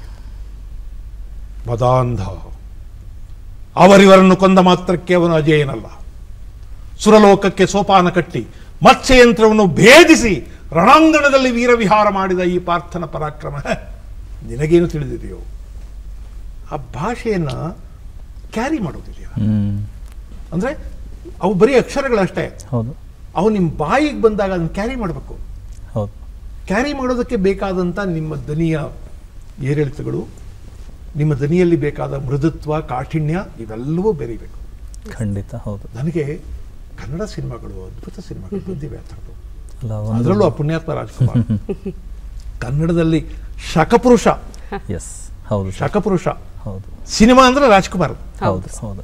ಅಂದರೆ ಈ ಭಾಷೆ ಎಂದಾಗ ಸರ್, ಇನ್ನೊಂದು ಕಡೆ ನಮಗೆ ನಮ್ಮಲ್ಲಿ ಅದು ಲೀಲಾಜಾಲವಾಗಿ ಸ್ಫುರಿಸಬೇಕು ಅಂತ ಹೇಳಿದ್ರೆ ಬಹುಶಃ ಒಂದು ತಪಸ್ಸು ಕೂಡ ನಮ್ಮಲ್ಲಿರಬೇಕು ಒಳಗಡೆ. ಹಾಗಿದ್ದಾಗ ಮಾತ್ರ ಅದು ಸಾಧ್ಯ ಅಂತ. ಒಂದು ನಿಮ್ಮ ಇಡೀ ಜೀವನವನ್ನು ನೋಡಿದಾಗ ಈ ರೀತಿಯ ವಿಚಾರಗಳು ನಿಮಗೆ ಮತ್ತೆ ಮತ್ತೆ ಮತ್ತೆ ಮತ್ತೆ ನಿಮ್ಮ ಮನಸ್ಸಿನ ಮೇಲಿರ್ಬೋದು, ನಿಮ್ಮ ಜೀವನದಲ್ಲಿ ಆದದ್ದು ನಿಮ್ಗೆ ಇನ್ನೂ ಹೆಚ್ಚಿನ ಅನುಭವಗಳನ್ನು ಕೊಟ್ಟಿದೆ ಅಂತ ಅಂದ್ಕೊಳ್ತೀನಿ. ಸಾಹಿತ್ಯ ವಲಯ ಅಂತ ಹೇಳಿದಾಗ ಸರ್ ತುಂಬ ಜನರ ಒಡನಾಟ, ಅದರಲ್ಲಿ SL ಭೈರಪ್ಪ ಅಂತ ಹೇಳಿದಾಗ ಅದು ಬೇರೆಯೇ ನಿಲುವನ್ನು ನಿಲುಕುವಂಥದ್ದು. ಆ್ಯಂಡ್ ಅವ್ರ ಸಾಹಿತ್ಯವನ್ನು ನೋಡೋ ದೃಷ್ಟಿಕೋನವೇ ಬೇರೆ ಇದೆ. ಆ ನಿಟ್ಟಿನಲ್ಲಿ SL ಭೈರಪ್ಪ ಅವ್ರಿಗೆ ತುಂಬ ಆಪ್ತರೂ ಹೌದು. ಅವ್ರ ಬಗ್ಗೆ ತುಂಬ ನಿಖರವಾಗೋ ಅಥವಾ ಅವ್ರ ಎದುರುಗಡೆ ರಾಜಾರೋಷವಾಗಿ ಮಾತನಾಡುವಂಥ ವ್ಯಕ್ತಿಯಲ್ಲಿ ನೀವು ಒಬ್ಬರು ಅಂತ ತುಂಬ ಅಭಿಮಾನದಿಂದ ನಾನು ಹೇಳಬೇಕಾಗತ್ತೆ. SL ಭೈರಪ್ಪ ಅವ್ರ ಬಗ್ಗೆ ಹೇಳಿ ಸರ್. ಒಂದು ಮಾತು ಹೇಳ್ಬಿಡ್ತೀನಿ. ಸಾಹಿತ್ಯ ಅಂದರೆ ಅಥವಾ ಭಾಷೆ ಅಂದರೆ ನಿಮ್ಗೊಂದು ತಪಸ್ಸು ಅಂತ ಹೇಳಿದ್ರಿ, ಅಷ್ಟು ದೊಡ್ಡ ಶಬ್ದ ಬೇಡವೇನೋ. ನನಗೆ ಭಾಷೆ ನನಗೊಂದು ಮೋಹ ಅದು. ಇನ್ನೊಂದು ಭೈರಪ್ಪನವ್ರ ಬಗ್ಗೆ ನನಗಿರುವಂಥ ಬಹಳ ದೊಡ್ಡ ಗೌರವ ಯಾವುದು ಅಂದರೆ, ಒಂದೊಂದು ಚಿತ್ರಗಳನ್ನು ಕಟ್ಟುವಾಗ ಭೈರಪ್ಪನವರ ಕಲೆ ಕೆಲಸ ಮಾಡುತ್ತಲ್ಲ, ವಿಸ್ಮಯ. ಅದು ಆಕಸ್ಮಿಕ ಅಲ್ಲ. ಭೈರಪ್ಪನವರು ಅಷ್ಟು ಜನಪ್ರಿಯ ಲೇಖಕರಾಗಿದ್ದು, ಅಷ್ಟು ಜನ ಅವರನ್ನು ಪ್ರೀತಿಸಿದ್ದು, ಅಷ್ಟು ಭಾಷೆಯ ಜನ ಭೈರಪ್ಪನವ್ರನ್ನ ಪ್ರೀತಿಸಿದ್ದು, ಗೌರವಿಸಿದ್ದು ಆಕಸ್ಮಿಕ ಇರಲಿಕ್ಕಿಲ್ಲ. ಆಕಸ್ಮಿಕವಾಗಿ ಅವೆಲ್ಲ ನಡೆಯೋದಿಲ್ಲ. ಯಾವುದೋ ಒಂದು ಕಾದಂಬರಿ ಇದಕ್ಕಿದಂಗೆ ಸದ್ದು ಮಾಡಿಬಿಡ್ಬೋದು. ಆದರೆ ಅರ್ಧ ಶತಮಾನಕ್ಕೂ ಮಿಕ್ಕಂಥ ಅವರ ಸಾಹಿತ್ಯ ಯಾತ್ರೆಯಲ್ಲಿ ಅದೇ ದೊಡ್ಡ ಏರೆತ್ತರವನ್ನು ಉಳಿಸ್ಕೊಂಡು ಬರೋದು ಅಷ್ಟು ಸುಲಭವಾದದ್ದಲ್ಲ. ಭೈರಪ್ಪನವರ ಕೆಲಸ ಮಾಡಿದ್ದಾರೆ. ಅವರ ಹಲವಾರು ಕಾದಂಬರಿಗಳನ್ನು ಓದಿ ನನಗೆ ಅಂಥದ್ದೊಂದು ಅನುಭವ ಆಗಿದೆ. ಯಾವುದನ್ನಾದರೂ ಚಿತ್ರಿಸುವಾಗ ಭಾಷೆಗೆ ಅದೊಂದು ಶಕ್ತಿ ಇರಬೇಕು, ಅದು ನಮ್ಮ ಕಣ್ಮುಂದೆ ಬರಬೇಕು. ಕುವೆಂಪು ಅವರು ಕಾದಂಬರಿಯನ್ನು ಅಂಗೈ ರಂಗಭೂಮಿ ಅಂತ ಕರೀತಾರೆ, ಕರತಲ ರಂಗಭೂಮಿ, ಅಂಗೈ ನಾಟಕ ಶಾಲೆ ಅಂತೆಲ್ಲ ಕರೀತಾರೆ. ಅದು ನಮ್ಮ ನಮ್ಮ ನಮ್ಮ ಕೈಯಲ್ಲಿರುವಂಥ ಒಂದು ನಾಟಕ ಶಾಲೆ. ನಿಮ್ಗೆ ಆ ದೃಶ್ಯ ಎದುರಿಗೆ ಬರಬೇಕು. ಭೈರಪ್ಪನವ್ರಿಗೆ ಅದು ಸಾಧ್ಯ ಆಗುತ್ತೆ. ಅದರಿಂದ ನನಗೆ ಆ ದೃಷ್ಟಿಯಿಂದ ಅವರ ಬಗ್ಗೆ ಅಗಾಧವಾದ ಗೌರವ ಇದೆ. ನೀವು ಯಾವುದೇ ಲೇಖಕನ ಬಗ್ಗೆ ನಿಮಗೆ ಭಿನ್ನಾಭಿಪ್ರಾಯಗಳವೆಲ್ಲ ಇರಬಹುದು, ಆದರೆ ಗೌರವ ಇಟ್ಟುಕೊಂಡೇ ಭಿನ್ನಾಭಿಪ್ರಾಯ ಇಟ್ಕೋಬೇಕು. ಅಷ್ಟು ದೊಡ್ಡವರು ಆ ಲೇಖಕ, ಬಹಳ ದೊಡ್ಡವರು ಅಂದಮೇಲೆ ನೀವು ಗೌರವ ಇಟ್ಕೊಂಡೇ ಬೇಕಾದ್ರೆ ಒಂದಿಷ್ಟು ಏನೋ ಇದೇನೋ ಸರಿ ಹೋಗಲಿಲ್ಲ, ಇದೇನೋ ನನಗೆ ಇಷ್ಟ ಇಲ್ಲ ಅಂತ ಹೇಳ್ಬೋದು. ಗೌರವ ಕಳ್ಕೋಬೇಕಾಗಿಲ್ಲ. ಕನ್ನಡದಲ್ಲಿ ಹಲವಾರು ಲೇಖಕರ ಬಗ್ಗೆ ನಾನು ಅದೇ ಭಾವ ಇಟ್ಟುಕೊಂಡವರು. ಆದರೆ ಯಾಕೋ ಏನೋ ಗೊತ್ತಿಲ್ಲ, ನನ್ನ ಮನಸ್ಥಿತಿ ಸ್ವಲ್ಪ ಈ ನವೋದಯದ ಕಾಲದ್ದು. ಹಾಗಾಗಿ ಬೇಂದ್ರೆ, ಕುವೆಂಪು, ನರಸಿಂಹಸ್ವಾಮಿ, ನಿಸಾರ್ ಅಹಮದ್ ಇವರೆಲ್ಲ ನನ್ನ ತುಂಬ ಕಾಡ್ತಾರೆ. ಒಂದೊಂದು ಪದ್ಯ ಯಾವಾಗಲೂ ನೆನಪಾದಾಗ ಯಾವಾಗಲೂ ರಾತ್ರಿ ಹೊತ್ತೆಲ್ಲ ನೆನಪಾಗ್ಬಿಡುತ್ತೆ ನನಗೆ. ನಮ್ಮ KS ನರಸಿಂಹಸ್ವಾಮಿ ಅವ್ರದ್ದೊಂದು ಪದ್ಯ ಇದೆ, ಸಂಬಳದ ಸಂಜೆ ಅಂತ ಏನೋ ಪದ್ಯದ ಹೆಸರು. ಒಬ್ಬ ಬಡ ಮಧ್ಯಮ ವರ್ಗ ಆ ಮನುಷ್ಯ, ಅವನು ಸಂಬಳ ಬಂದಾಗ ಏನು ಸಂಭ್ರಮ ಪಡ್ತಾನೆ, ಆಮೇಲೆ ಹೆಂಗೆ ಬದುಕ್ತಾನೆ ಅಂತ. ಅಲ್ಲಿ ಒಂದು ಸಾಲು ಬರುತ್ತೆ, ತೊಟ್ಟಿಲನ್ನು ಕಟ್ಟಿದರೆ ಮಂಚಕ್ಕೆ ಸ್ಥಳವಿಲ್ಲ. ತೊಟ್ಟಿಲನ್ನು ಕಟ್ಟಿದರೆ ಮಂಚಕ್ಕೆ ಸ್ಥಳವಿಲ್ಲ. ಸಾಮಾನ್ಯವಾಗಿ ನಮ್ಮ ಸಣ್ಣ ಸಣ್ಣ ಮನೆಗಳಲ್ಲಿ, ಹಿಂದಿನ ಕಾಲದವರ ಈ ಬಡ ಮಧ್ಯಮ ವರ್ಗದವರ ಮನೆಗಳಲ್ಲಿ ಒಂದಿಟ್ಟು ಒಂದಕ್ಕೆ ಜಾಗ ಇರಲ್ಲ. ಮನೇಲಿ ಮಕ್ಕಳು ಬೇರೆ ಜಾಸ್ತಿ ಇರ್ತಾರೆ. ಆದ್ರಿಂದ ತೊಟ್ಟಿಲನ್ನು ಕಟ್ಟಿದರೆ ಮಂಚಕ್ಕೆ ಸ್ಥಳವಿಲ್ಲ. ಆದ್ರೆ ಮಂಚ ಎತ್ತಾಕೊಡ್ಬೇಕು, ತೊಟ್ಟಿಲು ಕಟ್ಟಬೇಕು. ಅದಷ್ಟೇ ಅಲ್ಲ ಅದರ ಅರ್ಥ. ತೊಟ್ಟಿಲು ಒಂದು ಹೊಸ ಜೀವದ ಸಂಕೇತ ಅಲ್ವಾ ಅದು. ನೀವು ತೊಟ್ಟಿಲಿಗೆ ಜಾಗ ಮಾಡಿದ್ಮೇಲೆ ಸ್ವಲ್ಪ ದಿವಸ ಮಂಚನ ಬಿಡ್ಬೇಕು ಅಂತ. ನೀವು ಸುಮ್ಮನೆ ಸಾಧಾರಣವಾದ ಅರ್ಥ ಅಂತ ಕೊಡೋದು ಒಂಚೂರು ಯೋಚನೆ ಮಾಡ್ತಿದ್ದಂಗೆ ಅದರಲ್ಲೊಂದು ಧ್ವನಿ ಇದೆ ಅಂತ ಅನ್ಸುತ್ತೆ. ತೊಟ್ಟಿಲನ್ನು ಕಟ್ಟಿದರೆ ಮಂಚಕ್ಕೆ ಸ್ಥಳವಿಲ್ಲ, ಯಾಕೆಂದ್ರೆ ಅವನಿಗೆ ಭಯ ಆಗುತ್ತೆ ಇನ್ನೊಂದು ಮಗು ಬಂದ್ಬಿಟ್ರೆ, ಅದರಿಂದ ಮಂಚ ನಿಂತಿಡ್ಬೇಕು ಅಂತ. ಭಾಷೆಯನ್ನ ಎಷ್ಟು ಗೌರವದಿಂದ ಬಳಸ್ತಾರೆ ನೋಡಿ. ಒಂದು ಅಸಭ್ಯ ಅಶ್ಲೀಲವಾಗುವುದಾದಂಥ ಮಾತನ್ನ ಎಷ್ಟು ಗೌರವದಿಂದ ಬಳಸ್ತಾರೆ. ನನಗೆ ಭಾಷೆಯ ಪವಾಡ ಅರ್ಥ ಆಗೋದು ಯಾವಾಗ. ಹಿಂಗೆ ಬರೀತಿದ್ದ ಹಾಗೆ ಇನ್ಯಾವನ ಕೈಯಲ್ಲಿ ಅದು ಅಸಭ್ಯ ಆಗ್ಬೋದಾಗಿತ್ತಲ್ವಾ. ಹೌದು, ಇವ್ರು ಎಷ್ಟು ಚೆನ್ನಾಗಿ ಹೇಳ್ತಾರೆ. ನರಸಿಂಹಸ್ವಾಮಿಯವರ ಎಷ್ಟೋ ಹಾಡುಗಳು ನೆನಪಾಗ್ತಿರ್ತವೆ.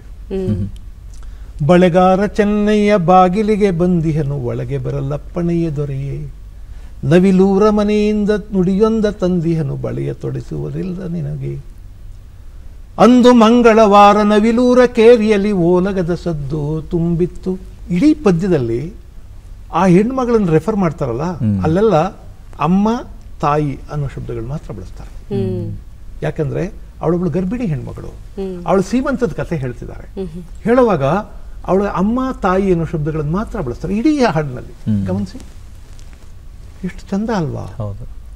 ಒಬ್ಬ ಹೆಣ್ಮಗಳನ್ನ, ಗರ್ಭಿಣಿಯಾಗಿರೋ ಹೆಣ್ಮಗಳನ್ನ ಹುಡುಗಿ ಎನ್ಬಾರ್ದು, ಚೆನ್ನಾಗಿರಲ್ಲ ಅದು. ನಾನು ಕಾಲೇಜಲ್ಲಿ ಪಾಠ ಮಾಡ್ತಿದ್ದ ಮೇಷ್ಟ್ರು, ನಾನು ಆರಂಭ ಕಾಲದಿಂದ ಕೂಡ ಹುಡುಗಿಯರು ಅನ್ನೋ ಶಬ್ದ ಬಳಸ್ತಿರ್ಲಿಲ್ಲ, ಹೆಣ್ಮಕ್ಳು ಅನ್ನೋ ಶಬ್ದ ಬಳಸ್ತಿದ್ದೆ. ಎರಡಕ್ಕೂ ಒಂದೇ ಅರ್ಥ ಡಿಕ್ಷನರಿ. ಆದ್ರೆ ಹುಡುಗಿರು ಅನ್ನೋ ಶಬ್ದ ಬೇರೆ, ಹೆಣ್ಮಕ್ಳು ಅನ್ನೋ ಶಬ್ದ ಭಾವಾರ್ಥ ಬೇರೆ. ಆದ್ರಿಂದ ಇವರು ಬಳಸುವಾಗ ಅಮ್ಮ ತಾಯಿ ಅನ್ನೋ ಶಬ್ದದಲ್ಲೇ ಪದ್ಯ ಬರೀತಾರೆ. ಯಾಕಂದ್ರೆ ಗರ್ಭಿಣಿ ಹೆಣ್ಮಗಳನ್ನ ಕುರಿತು ಮಾತಾಡುವಾಗ ನಾವು ಈ ಶಬ್ದಗಳನ್ನು ಬಳಸಬೇಕು ಅನ್ನೋ ಪ್ರಜ್ಞೆ ಇದೆ. ಅದಕ್ಕೆ ಪುತಿ ನರಸಿಂಹಾಚಾರ್ಯ ಎಲ್ಲೋ ತಮಾಷೆ ಮಾಡಿದ್ರಂತೆ. ಒಂದಿರುಳು ಕನಸಿನಲ್ಲಿ ನನ್ನವಳ ಕೇಳಿದೆನು, ಚಂದನಿನಗಾವುದೆಂದು, ನಮ್ಮೂರು ಹೊನ್ನೂರು ನಿಮ್ಮೂರು ನವಿಲೂರು, ಚಂದ ನಿಮಗಾವುದೆಂದು ಅಂತೇಳಿ ಪುತಿ ನರಸಿಂಹಾಚಾರ್ಯ ತಮಾಷೆ ಮಾಡಿದ್ರೆ. ನಮ್ಮ ನರಸಿಂಹಸ್ವಾಮಿಗಳು ನೋಡ್ರಿ, ಕನಸಲ್ಲೂ ಅವ್ರ ಹೆಂಡತಿನೇ ನೋಡ್ತಾರೆ. ಸರ್, ಈಗ ನಿಮ್ಮ ಕನಸಿನ ಹೆಂಡತಿ ಬಗ್ಗೆ ಹೇಳಬೇಕು ಸರ್. ಅಂದ್ರೆ ಯಾಕಂದ್ರೆ ಇಂತಹ ಅಂದ್ರೆ ವೃತ್ತಿ ಬದುಕಿಗೆ ಇಷ್ಟರ ಮಟ್ಟಿಗೆ ಸಮಯ ಮೀಸಲಿಡಬೇಕು, ಇಷ್ಟು ದೇಶ ವಿದೇಶಗಳೆಲ್ಲ ಹೋಗ್ಬೇಕು ಅಂದ್ರೆ ಮನೆಯಲ್ಲಿ ಅಂತ ಒಂದು ಸ್ಟ್ರಾಂಗ್ ಸಪೋರ್ಟ್ ಸಿಸ್ಟಮ್ ಅಂತ ಇರುತ್ತೆ ಸಂಸಾರ ಅಂತ ಬಂದಾಗ, ಕಲ್ಪನಾ ಅವರು ಕಲ್ಪನೆಗೂ ಮೀರಿ ಅಂದ್ರೆ ಸಿಕ್ಕಿರುವಂತ ಸಂದರ್ಭವೇ ಬಹಳ ವಿಭಿನ್ನವಾಗಿರುವಂತಹ ಒಂದು ಘಟನೆ. ಅದರ ಜೊತೆಗೆ ಇಬ್ಬರು ಹೆಣ್ಮಕ್ಳು, ಇಡೀ ಕುಟುಂಬದ ಬಗ್ಗೆ ಹೇಳಿ ಸರ್. ನನ್ನ ಶ್ರೀಮತಿ ಕಲ್ಪನಾ, ಸಹಜವಾಗಿ ಹೆಣ್ಮಕ್ಳು ಈ ಥರದೊಂದು ಪ್ರಶ್ನೆ ಕೇಳ್ತಾರೆ, ನೀವೇನು ಕಡ್ದಿಟ್ಟಾಕಿದ್ದೀರೋ ಗೊತ್ತಿಲ್ಲ, ಅದಕ್ಕೆಲ್ಲ ಸಪೋರ್ಟ್ ಸಿಸ್ಟಮ್ ಇದ್ದಿದ್ದರಿಂದ ಸರ್ ಅಂತ ಹೇಳಬೇಕು. ಶ್ವೇತಾ, ಗೊತ್ತಿಲ್ಲ ನನಗೆ, ಇರಲಿ, ನನ್ನ ಸಪೋರ್ಟ್ ಸಿಸ್ಟಮ್ ಚೆನ್ನಾಗೇ ಇದೆ. ಕಲ್ಪನಾ ನನ್ನ ಇಲ್ಲಿಯ ತನಕದ ಯಾತ್ರೆಯಲ್ಲಿ ನನಗೆ ತುಂಬ ಅನುಕೂಲವಾಗಿ ಇದ್ದವರು, ಬಹಳ ಅನುಕೂಲವಾಗಿದ್ದವರು. ನನಗೆ ನಾನು ಮದುವೆ ಆದ ಹೊಸರಲ್ಲಿ ತುಂಬ ಕನಸುಗಳಿದ್ದವು. ನಾನು ನಮ್ಮ ಮನೆಯವ್ರ ಮದುವೆ ಆಗುವಾಗಲೇ ನಾನು ಅವ್ರಿಗೆ ಹೇಳಿದೆ, ನಾನು ಯಾವುದಾದ್ರೂ ಹುಡುಗಿ ನೋಡಿದರೆ ಚೆನ್ನಾಗಿದ್ದಾಳೆ ಅನ್ನಿಸ್ಬೇಕಾಗಿಲ್ಲ, ನನಗೆ ಗೌರವ ಬರಬೇಕು ಅಂತ. ನಾನು ಹುಡುಗಿ ನೋಡೋಕ್ಕೆ ಅಂತ ಯಾರ್ದೋ ಮನೆಗೆ ಹೋದರೆ ನಾನು ಅನ್ಕೋತಿದ್ದು, ನಮ್ಮ ಮನೆಯವ್ರಿಗೂ ಅದನ್ನೇ ಹೇಳಿದೆ. ನಾನು ನೋಡಿದ ತಕ್ಷಣ ಎಷ್ಟು ಚೆನ್ನಾಗಿದ್ದಾಳೆ ಅಂತ ಅನ್ನಿಸ್ಬಾರ್ದು, ನನಗೆ ಅನ್ನಿಸ್ಬೇಕು ಅಂತ. ಯಾಕೆಂದರೆ ಆಕೆ ಮಡದಿ ಆಗೋಳು. ನನಗೆ ಅಷ್ಟೊತ್ತಿಗಾಗಲೇ ಕುವೆಂಪು ಅವರು ಅವರ ಗೃಹಲಕ್ಷ್ಮಿ ಇಂಥವನ್ನೆಲ್ಲ ಓದಿ ನನ್ನ ತಲೆಯಲ್ಲಿದ್ದೇನು ಅಂದರೆ ಮಡದಿ ಗೌರವಾರ್ಹಳಾಗಿರಬೇಕು ಅಂತ. ಗೌರವಾರ್ಹಳಾಗಿರಬೇಕು.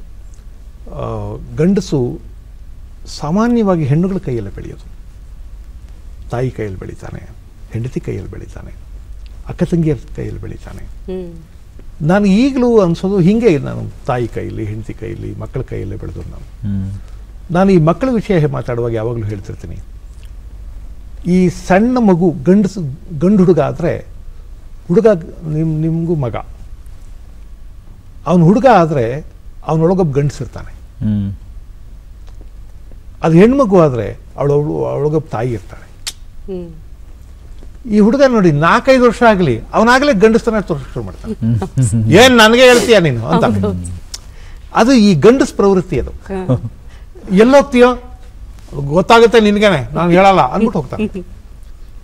ಆದರೆ ಹೆಣ್ಮಕ್ಳಲ್ಲಿ ನೋಡಿ, ಅವಳಿಗೊಬ್ಬ ತಾಯಿ ಇರ್ತಾಳೆ. ಯಾಕಂದ್ರೆ ನೀವು ಯಾವಾಗಲೂ ಬೇಸರದಿಂದ ಮನೆಗೆ ಬಂದ್ರಿ, ಬರ್ತಿದ್ದ ಯಾಕಪ್ಪ ಅಂತೇಳೋಳು. ನಿಮ್ ಬೇರೆ ಗಮನಿಸೋದೇ ಇಲ್ಲ. ನಾನು ಯಾವ್ಯಾವುದೋ ದೇಶಕ್ಕೆ ಹೋಗ್ತೀನಿ, ಎಲ್ಲೋ ಹೋದಾಗ ಮಕ್ಕಳಿಗೆ ಅಕಸ್ಮಾತ್ ಫೋನ್ ಮಾಡಿ ಏನಾದರೂ ಬೇಕಾ ಮಗಳೇ ತರಬೇಕಾ ಅಂತ ಕೇಳಿದ್ರೆ ನನ್ನ ಮಕ್ಳು ಹೇಳೋದು, ನೀವು ಸಂತೋಷವಾಗಿ ಬನ್ನಿ, ಏನು ತರಬೇಡಿ, ನಮಗೋಸ್ಕರ ಏನು ತರಬೇಡಿ. ಯಾವಾಗಲೂ ನಮ್ಗಿದು ಬೇಕು ಅಂತ ಕೇಳಲಿಲ್ಲ ನನ್ನ ಮಕ್ಕಳು. ನಮ್ಗೆ ಬಹಳ ಸಂತೋಷ. ಅವ್ರ ಬಗ್ಗೆ ಗೌರವ ಏನು ಅಂದರೆ, ನಮ್ಗೆ ಇಂಥದ್ದು ಬೇಕು ಅಂತ ಕೇಳಲಿಲ್ಲ, ಕಡೆಗೆ ನಮ್ಗೆ ಇಂಥವನೇ ಒಬ್ಬ ಹುಡುಗ ಬೇಕು ಅಂತಲೂ ಕೇಳಲಿಲ್ಲ ಅವ್ರ ಮದುವೆ ಟೈಮ್. ನನಗಿಂತ ಹೆಚ್ಚು ವಿವೇಕ ನಿಮಗಿದೆಪ್ಪ, ನೀವು ಹೆಚ್ಚು ವರ್ಷ ಬದುಕಿದ್ದೀರಿ ಈ ಪ್ರಪಂಚದಲ್ಲಿ. ಆದ್ರಿಂದ ನನ್ನ ಮಗಳಿಗೆ ಯಾವ ಹುಡುಗ ಸೂಕ್ತ ಅಂತ ನಿಮಗೆ ಚೆನ್ನಾಗಿ ಗೊತ್ತಾಗುತ್ತೆ, ನಮಗೇನು ಗೊತ್ತಾಗುತ್ತೆ. ಅದರಿಂದ ಬಹುಪಾಲು ತೀರ್ಮಾನ ನೀವೇ ಮಾಡಿ. ನಮ್ಮ ಅಭಿಪ್ರಾಯ ತಗೊಳ್ಳದಿದ್ರೆ ತಗೊಳ್ಳಿ ಅಷ್ಟೇ, ಅದ್ರ ತೀರ್ಮಾನ ನೀವೇ ಮಾಡಿ ಹಂಗಂತ ಹೇಳಿದ್ರು. ಈ ಕಾಲದವ್ರಿಗೆ ಅದೇನು ವಿಚಿತ್ರವಾಗಿ ಕಾಣಿಸ್ಬೋದೋ ಏನೋ, ಅವರಪ್ಪ ಡಿಸೈಡ್ ಮಾಡೋರು ಅಂತ. ನನಗೆ ಇಂಥ ಮಾತುಗಳಲ್ಲೆಲ್ಲ ನಂಬಿಕೆ ಇಲ್ಲ. ಅವ್ರು ಡಿಸೈಡ್ ಮಾಡಿದ್ಮೇಲೆ ಅವ್ರು ಅನುಭವಿಸ್ತಾರೆ ಅಂತಾಗುತ್ತೆ.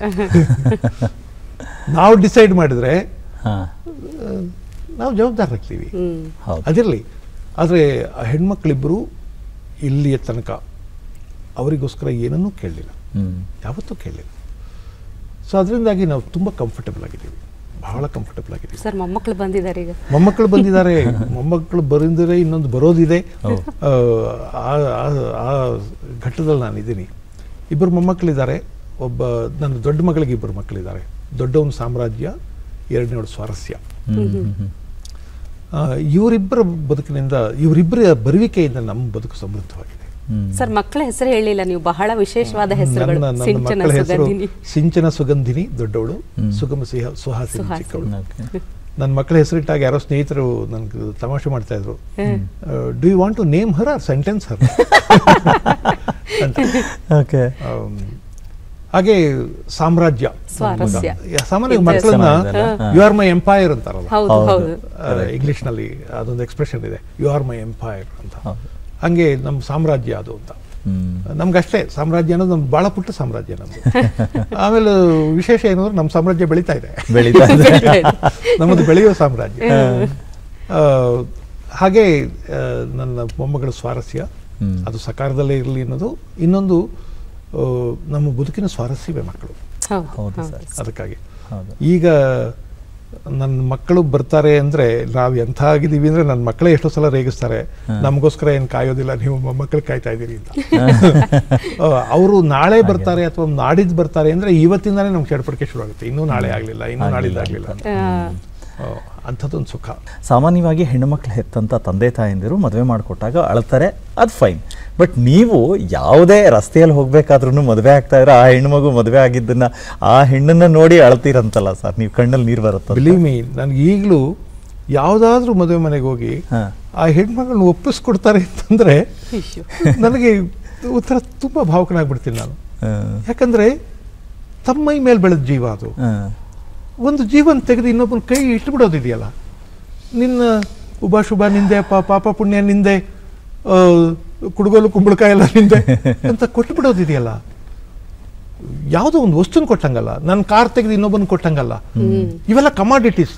ಹೌದು. ನನ್ನ ಮನೆ ಮಾರ್ಬಿಟ್ರು ನನಗೇನು ಅನ್ನಿಸ್ತಿರ್ಲಿಲ್ಲ ಹಿಂದೆ, ಈಗ ಅನ್ಸುತ್ತೆ. ಯಾಕೆಂದ್ರೆ ನನ್ನ ಮಕ್ಕಳು ಅದ್ರಲ್ಲಿ ಬೆಳೆದಿದ್ದಾರೆ, ನಮ್ಮ ಅಪ್ಪ ಅಮ್ಮ ಅಲ್ಲಿ ಓಡಾಡಿದ್ದಾರೆ ಅನ್ನೋ ಕಾರಣಕ್ಕೆ ನನ್ನ ಮನೆ ನನ್ನ ಬದುಕೋದು. ಆದ್ರೆ ಮುಂಚೆ ಮನೆ ಕಟ್ಟಿಸಿದಾಗ ನಾನು ಹೇಳ್ತಿದ್ದೆ, ಬೇಕಾದ್ರೆ ಮಾರ್ಬಿಡ್ತೀನಿ ಇದನ್ನ, ಇಲ್ಲೇನಿದೆ ನನಗೆ, ಇದೊಂದು ವಸ್ತು ಅಷ್ಟೇ, ಎಷ್ಟೋ ಖರ್ಚಾಗಿದೆ, ಅದಕ್ಕಿಂತ ಜಾಸ್ತಿ ಕೊಟ್ಟರೆ ಮಾರ್ಬಿಡ್ತೀನಿ. ಆದ್ರೆ ಈಗಲ್ಲ ಅದು. ಯಾಕಂದ್ರೆ ನನ್ನ ಮಕ್ಕಳ ಹೆಜ್ಜೆ ಗುರುತುಗಳಿವೆ ಅದರಲ್ಲಿ.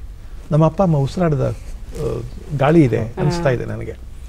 ಹಾಗೇನೆ ಯಾವುದೋ ಹೆಣ್ಮಗುನ ಇನ್ನೊಬ್ಬರಿಗೆ ಒಪ್ಪಿಸ್ಕೊಟ್ಬಿಡೋದಿದೆಯಲ್ಲ, ಜೀವ ಅದು, ಕಮಾಡಿಟಿ ಅಲ್ಲ, ವಸ್ತುವಲ್ಲ. ಒಂದು ಜೀವವನ್ನ ಕೈ ಹಿಡಿದು ಕೊಟ್ಬಿಡ್ತಾರಲ್ಲ, ಆಮೇಲೆ ನಂಬಿಕೆ ಇದೆಯಲ್ಲ, ಇವನು ಚೆನ್ನಾಗೇ ನೋಡ್ಕೋತಾನೆ, ಬಾಳಿಸ್ತಾರೆ ಅನ್ನೋ ನಂಬಿಕೆ ಇದೆಯಲ್ಲ, ಎಷ್ಟು ನಂಬಿಕೆ ಇಟ್ಕೋಬೇಕು.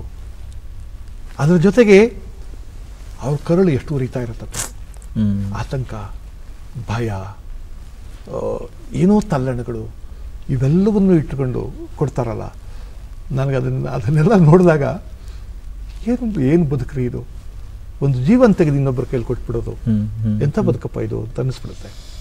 ನಾನು ತುಂಬ ಭಾವುಕನಾಗ್ಬಿಡ್ತೀನಿ ನಾವು. ಎಸ್ ಸರ್, ಕೊನೆಯದಾಗಿ ಹೇಳೋದಾದರೆ ಆಕಾಶವಾಣಿಯಲ್ಲಿ ಸಾಕಷ್ಟು ಕಾರ್ಯಕ್ರಮಗಳನ್ನು ಕೊಟ್ಟಿದ್ದೀರಿ, ದೂರದರ್ಶನಕ್ಕೆ ಮೈಸೂರು ದಸರಾ ವೀಕ್ಷಕ ವಿವರಣೆಗಾರರಾಗಿ ಅನೇಕ ಬಾರಿ ಬಂದಿದ್ದೀರಿ. ಆಕಾಶವಾಣಿ ಮತ್ತು ದೂರದರ್ಶನದ ಬಗ್ಗೆ ಕೊನೆಯದಾಗಿ ನಿಮ್ಮ ಮಾತು. ಅಯ್ಯೋ, ಆ ಕಾಲದಲ್ಲಿ ಆಕಾಶವಾಣಿಯಲ್ಲಿ ಮಾತಾಡೋದು ಅಂದರೆ ಭಾಳ ಹೀರೋಯಿಕ್ ಇಮೇಜ್ ಅದು. ಆಕಾಶವಾಣಿಯಲ್ಲಿ ಮಾತಾಡ್ತಾರೆ ನೋಡಿ, ಇಲ್ಲೆಲ್ಲ ಓಡಾಡ್ತಾರೆ ಅಂತ. ಆ ದಿನಗಳಲ್ಲಿ ದೂರದರ್ಶನ ಅನ್ನೋದು ಇರಲಿಲ್ಲ. ನಾನು ದೂರದರ್ಶನ ಬರೋಷ್ಟೊತ್ತಿಗೆ ಕರ್ನಾಟಕಕ್ಕೆ ನಾನು ಆಗಲೇ ಮೇಷ್ಟ್ರಾಗ್ಬಿಟ್ಟಿದ್ದೆ. ನಾನು ಸ್ಟೂಡೆಂಟ್ ಆಗಿದ್ದಾಗ ದೂರದರ್ಶನ ಇರಲಿಲ್ಲ, ಆಕಾಶವಾಣಿ ಮಾತ್ರ ಇದ್ದಿದ್ದು. ಆಕಾಶವಾಣಿಯಲ್ಲಿ ವೀಕ್ಷಕ ವಿವರಣೆ ಮಾಡ್ತೀನಿ ಅನ್ನೋದೇ ನನಗೊಂದು ಸ್ಟಾರ್ ಇಮೇಜ್ ತಂದು ಕೊಟ್ಬಿಟ್ಟಿತ್ತು. ಈಗಾಗಲೇ ಆಕಾಶವಾಣಿಯಲ್ಲಿ ಕಾರ್ಯಕ್ರಮಗಳನ್ನ ಮಾಡ್ತೀನಿ ಅನ್ನೋದು ಕೂಡ ಸ್ಟಾರ್ ಇಮೇಜ್ ತಂದು ಕೊಟ್ಬಿಟ್ಟಿತ್ತು. ಆಮೇಲೆ ನಾನು ನಿಮ್ಗೆ ಇನ್ನೊಂದು ಮಾತು ಹೇಳಬೇಕು, ನಾನೇನಾದರೂ 15 ದಿವಸ ತಡವಾಗಿದ್ದಿದ್ರೆ, ನಾನು ಲೆಕ್ಚರರ್ ಆಗೋದು 15 ದಿವಸ ತಡವಾಗಿದ್ದಿದ್ರೆ ನಾನು ಆಕಾಶವಾಣಿ ಮತ್ತು ದೂರದರ್ಶನದ ಕೆಲಸಗಾರ ಆಗಿರ್ತೀನಿ ಖಂಡಿತವಾಗಿ.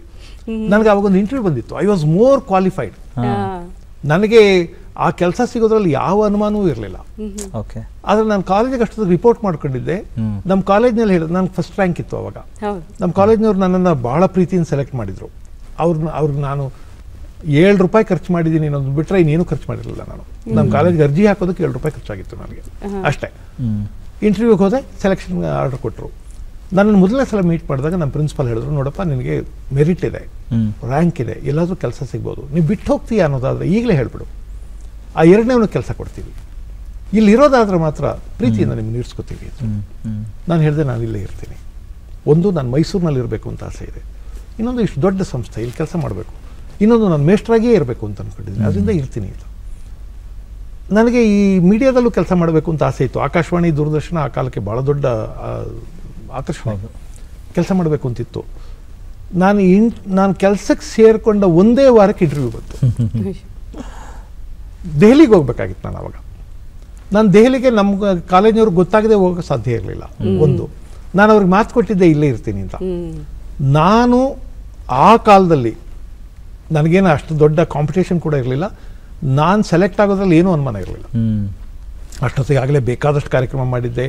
ನನ್ನ ವಾಯ್ಸ್ ಟೆಸ್ಟ್ ಆಗಿತ್ತು, ಧ್ವನಿ ಪರೀಕ್ಷೆಯಲ್ಲಿ ಪಾಸ್ ಆಗಿದೆ. ಸ್ವಲ್ಪ ದಿವಸ ನಾನು ಕ್ಯಾಶುವಲ್ ಅನೌನ್ಸರ್ ಆಗಿದ್ದೆ ಮೈಸೂರು ಆಕಾಶವಾಣಿಯಲ್ಲಿ. ಇವೆಲ್ಲ ಇದ್ದಿದ್ದರಿಂದ ನಾನು ಈಸಿಯಾಗಿ ಸೆಲೆಕ್ಟ್ ಆಗಿಬಿಡ್ತಿದ್ದೆ. ಬಹಳ ಖುಷಿ ಆಗ್ತಾ ಇದೆ ಸರ್, ನೀವಿವತ್ತು ನಮ್ಮ ಸಂಚಿಕೆಯಲ್ಲಿ ಬಂದು ಇಷ್ಟು ಪ್ರೀತಿ ಆತ್ಮೀಯತೆಯಿಂದ ಮಾತನಾಡಿ ನಿಮ್ಮ ಸಾಕಷ್ಟು ವಿಚಾರಗಳನ್ನು ಹಂಚಿಕೊಂಡಿದ್ದೀರಾ. ಅದಕ್ಕೆ ಇಡೀ ನಮ್ಮ ಚಂದನ ವಾಹಿನಿಯ ಪರವಾಗಿ, ನಮ್ಮಗಳ ಪರವಾಗಿ, ವೀಕ್ಷಕರ ಪರವಾಗಿ ಹೃದಯ ತುಂಬಿದ ಧನ್ಯವಾದಗಳನ್ನು ಅರ್ಪಿಸ್ತಾ ಇದ್ದೀವಿ ಸರ್. ನಾನು ಒಂದು ಕೃತಜ್ಞತೆ ಹೇಳಬೇಕು. ಮಾತಾಡುವಾಗ ನಮ್ಮ ಎದುರಿಗೆ ಕೂತವರು ಬಹಳ ಪ್ರೀತಿಯಿಂದ ಸ್ಪಂದಿಸೋದಿದೆಯಲ್ಲ, ಅದು ಪುಣ್ಯ. ಅದು ಪುಣ್ಯ ಅಂತೀನಿ ನಾನು. ನೀವು ತುಂಬ ಗೌರವದಿಂದ ಮತ್ತು ಪ್ರೀತಿಯಿಂದ ನನ್ನ ಸಂದರ್ಶನ ಮಾಡಿದ್ದೀರಿ. ಇದು ವೃತ್ತಿ ಮಾಡಬೇಕು ಅಂತ ಅನ್ನಿಸ್ತಿಲ್ಲ ನನಗೆ, ಹಾಗೆ ಮಾಡಿದ್ರಿ ಅಂತ ಅನ್ನಿಸ್ತಿಲ್ಲ. ಅದಕ್ಕಿಂತ ಒಂದು ವೈಯಕ್ತಿಕವಾದಂಥ ಪ್ರೀತಿಯಿಂದ, ಗೌರವದಿಂದ ನೀವು ನನ್ನನ್ನು ಮಾತಾಡಿಸಿದ್ದೀರಿ. ನನಗೆ ಏನೇನು ನನ್ನ ಲಹರಿ ಹೇಗೆ ಹೋಯಿತೋ ಹಾಗೆಲ್ಲ ಮಾತಾಡಿದ್ದೇನೆ. ಆದರೆ ಮಾತಾಡಿದಷ್ಟು ಮಾತುಗಳನ್ನು ಪ್ರಾಮಾಣಿಕವಾಗಿ ಮಾತಾಡಿದ್ದೇನೆ. ಇಲ್ಲೊಂದು ಪ್ರಾಮಾಣಿಕವಾದ ಸಂವಾದ ನಡೆದಿದೆ ಅಂತ ನಾನು ಭಾವಿಸ್ತೇನೆ. ನಾನು ಮಾತಾಡುವಾಗ ನೀವು ನನಗೆ ತೋರಿಸಿದ ಎಲ್ಲ ಗೌರವಕ್ಕೆ ನಾನು ಕೃತಜ್ಞನಾಗಿರ್ತೇನೆ. ಈ ಉಪಕೃತಿಗೆ ನಾನು ನನ್ನ ಧನ್ಯವಾದ ಹೇಳಬೇಕು. ಮತ್ತು ನನ್ನನ್ನು ಪದೇ ಪದೇ ಕೇಳುವ, ಸಹಿಸಿಕೊಳ್ಳುವ, ಪ್ರೀತಿಸುವ ನನ್ನೆಲ್ಲ ಶ್ರೋತೃಗಳಿಗೂ ಶಿರವಾಗಿ ನಮಸ್ಕಾರ ಮಾಡಿ ಮುಗಿಸ್ತೇನೆ. ನಮಸ್ಕಾರ. ನಮ್ಮದು ಪ್ರತಿವಂದನೆಗಳು ಸರ್. ಕನ್ನಡದ ಲಾಲಿತ್ಯ ನಮಗೆ ಲಾಲಿ ಹಾಡ್ದಾಗಿತ್ತು. ಅವರ ಅನುಭವದ ಆ ಲಹರಿಯ ವೇಗವನ್ನು ನೋಡಿದಾಗ ಅರೆರೆ ನಾವು ಒಂದಷ್ಟು ಈ ರೀತಿಯ ಆಲೋಚನಾ ಶಕ್ತಿಯನ್ನು ಅಥವಾ ಆಲೋಚನೆಯನ್ನು ಬದಲಾಯಿಸ್ಕೊಳ್ಬೇಕು ಅನ್ನುವ ಸ್ಫೂರ್ತಿ ಖಂಡಿತ ನಮಗೆ ಕೊಟ್ಟಿದೆ ಅಂತ ಹೇಳ್ತಾ ಮತ್ತೊಮ್ಮೆ ನಾನು ವೈಯಕ್ತಿಕವಾಗಿ ಹೃದಯ ತುಂಬಿದ ವಂದನೆಗಳನ್ನು ತಿಳಿಸ್ತಾ ಈ ಸಂಚಿಕೆ ನಿಮಗೆ ಸಾಕಷ್ಟು ವಿಚಾರಗಳ ದಾರಿಯನ್ನು ಕೊಟ್ಟಿದೆ ಅಂತ ಹೇಳ್ತಾ ಈ ಕಾರ್ಯಕ್ರಮವನ್ನು ಇಲ್ಲಿಗೆ ಮುಗಿಸ್ತಾ ಇದ್ವಿ. ನಮಸ್ಕಾರ. ನಮಸ್ಕಾರ.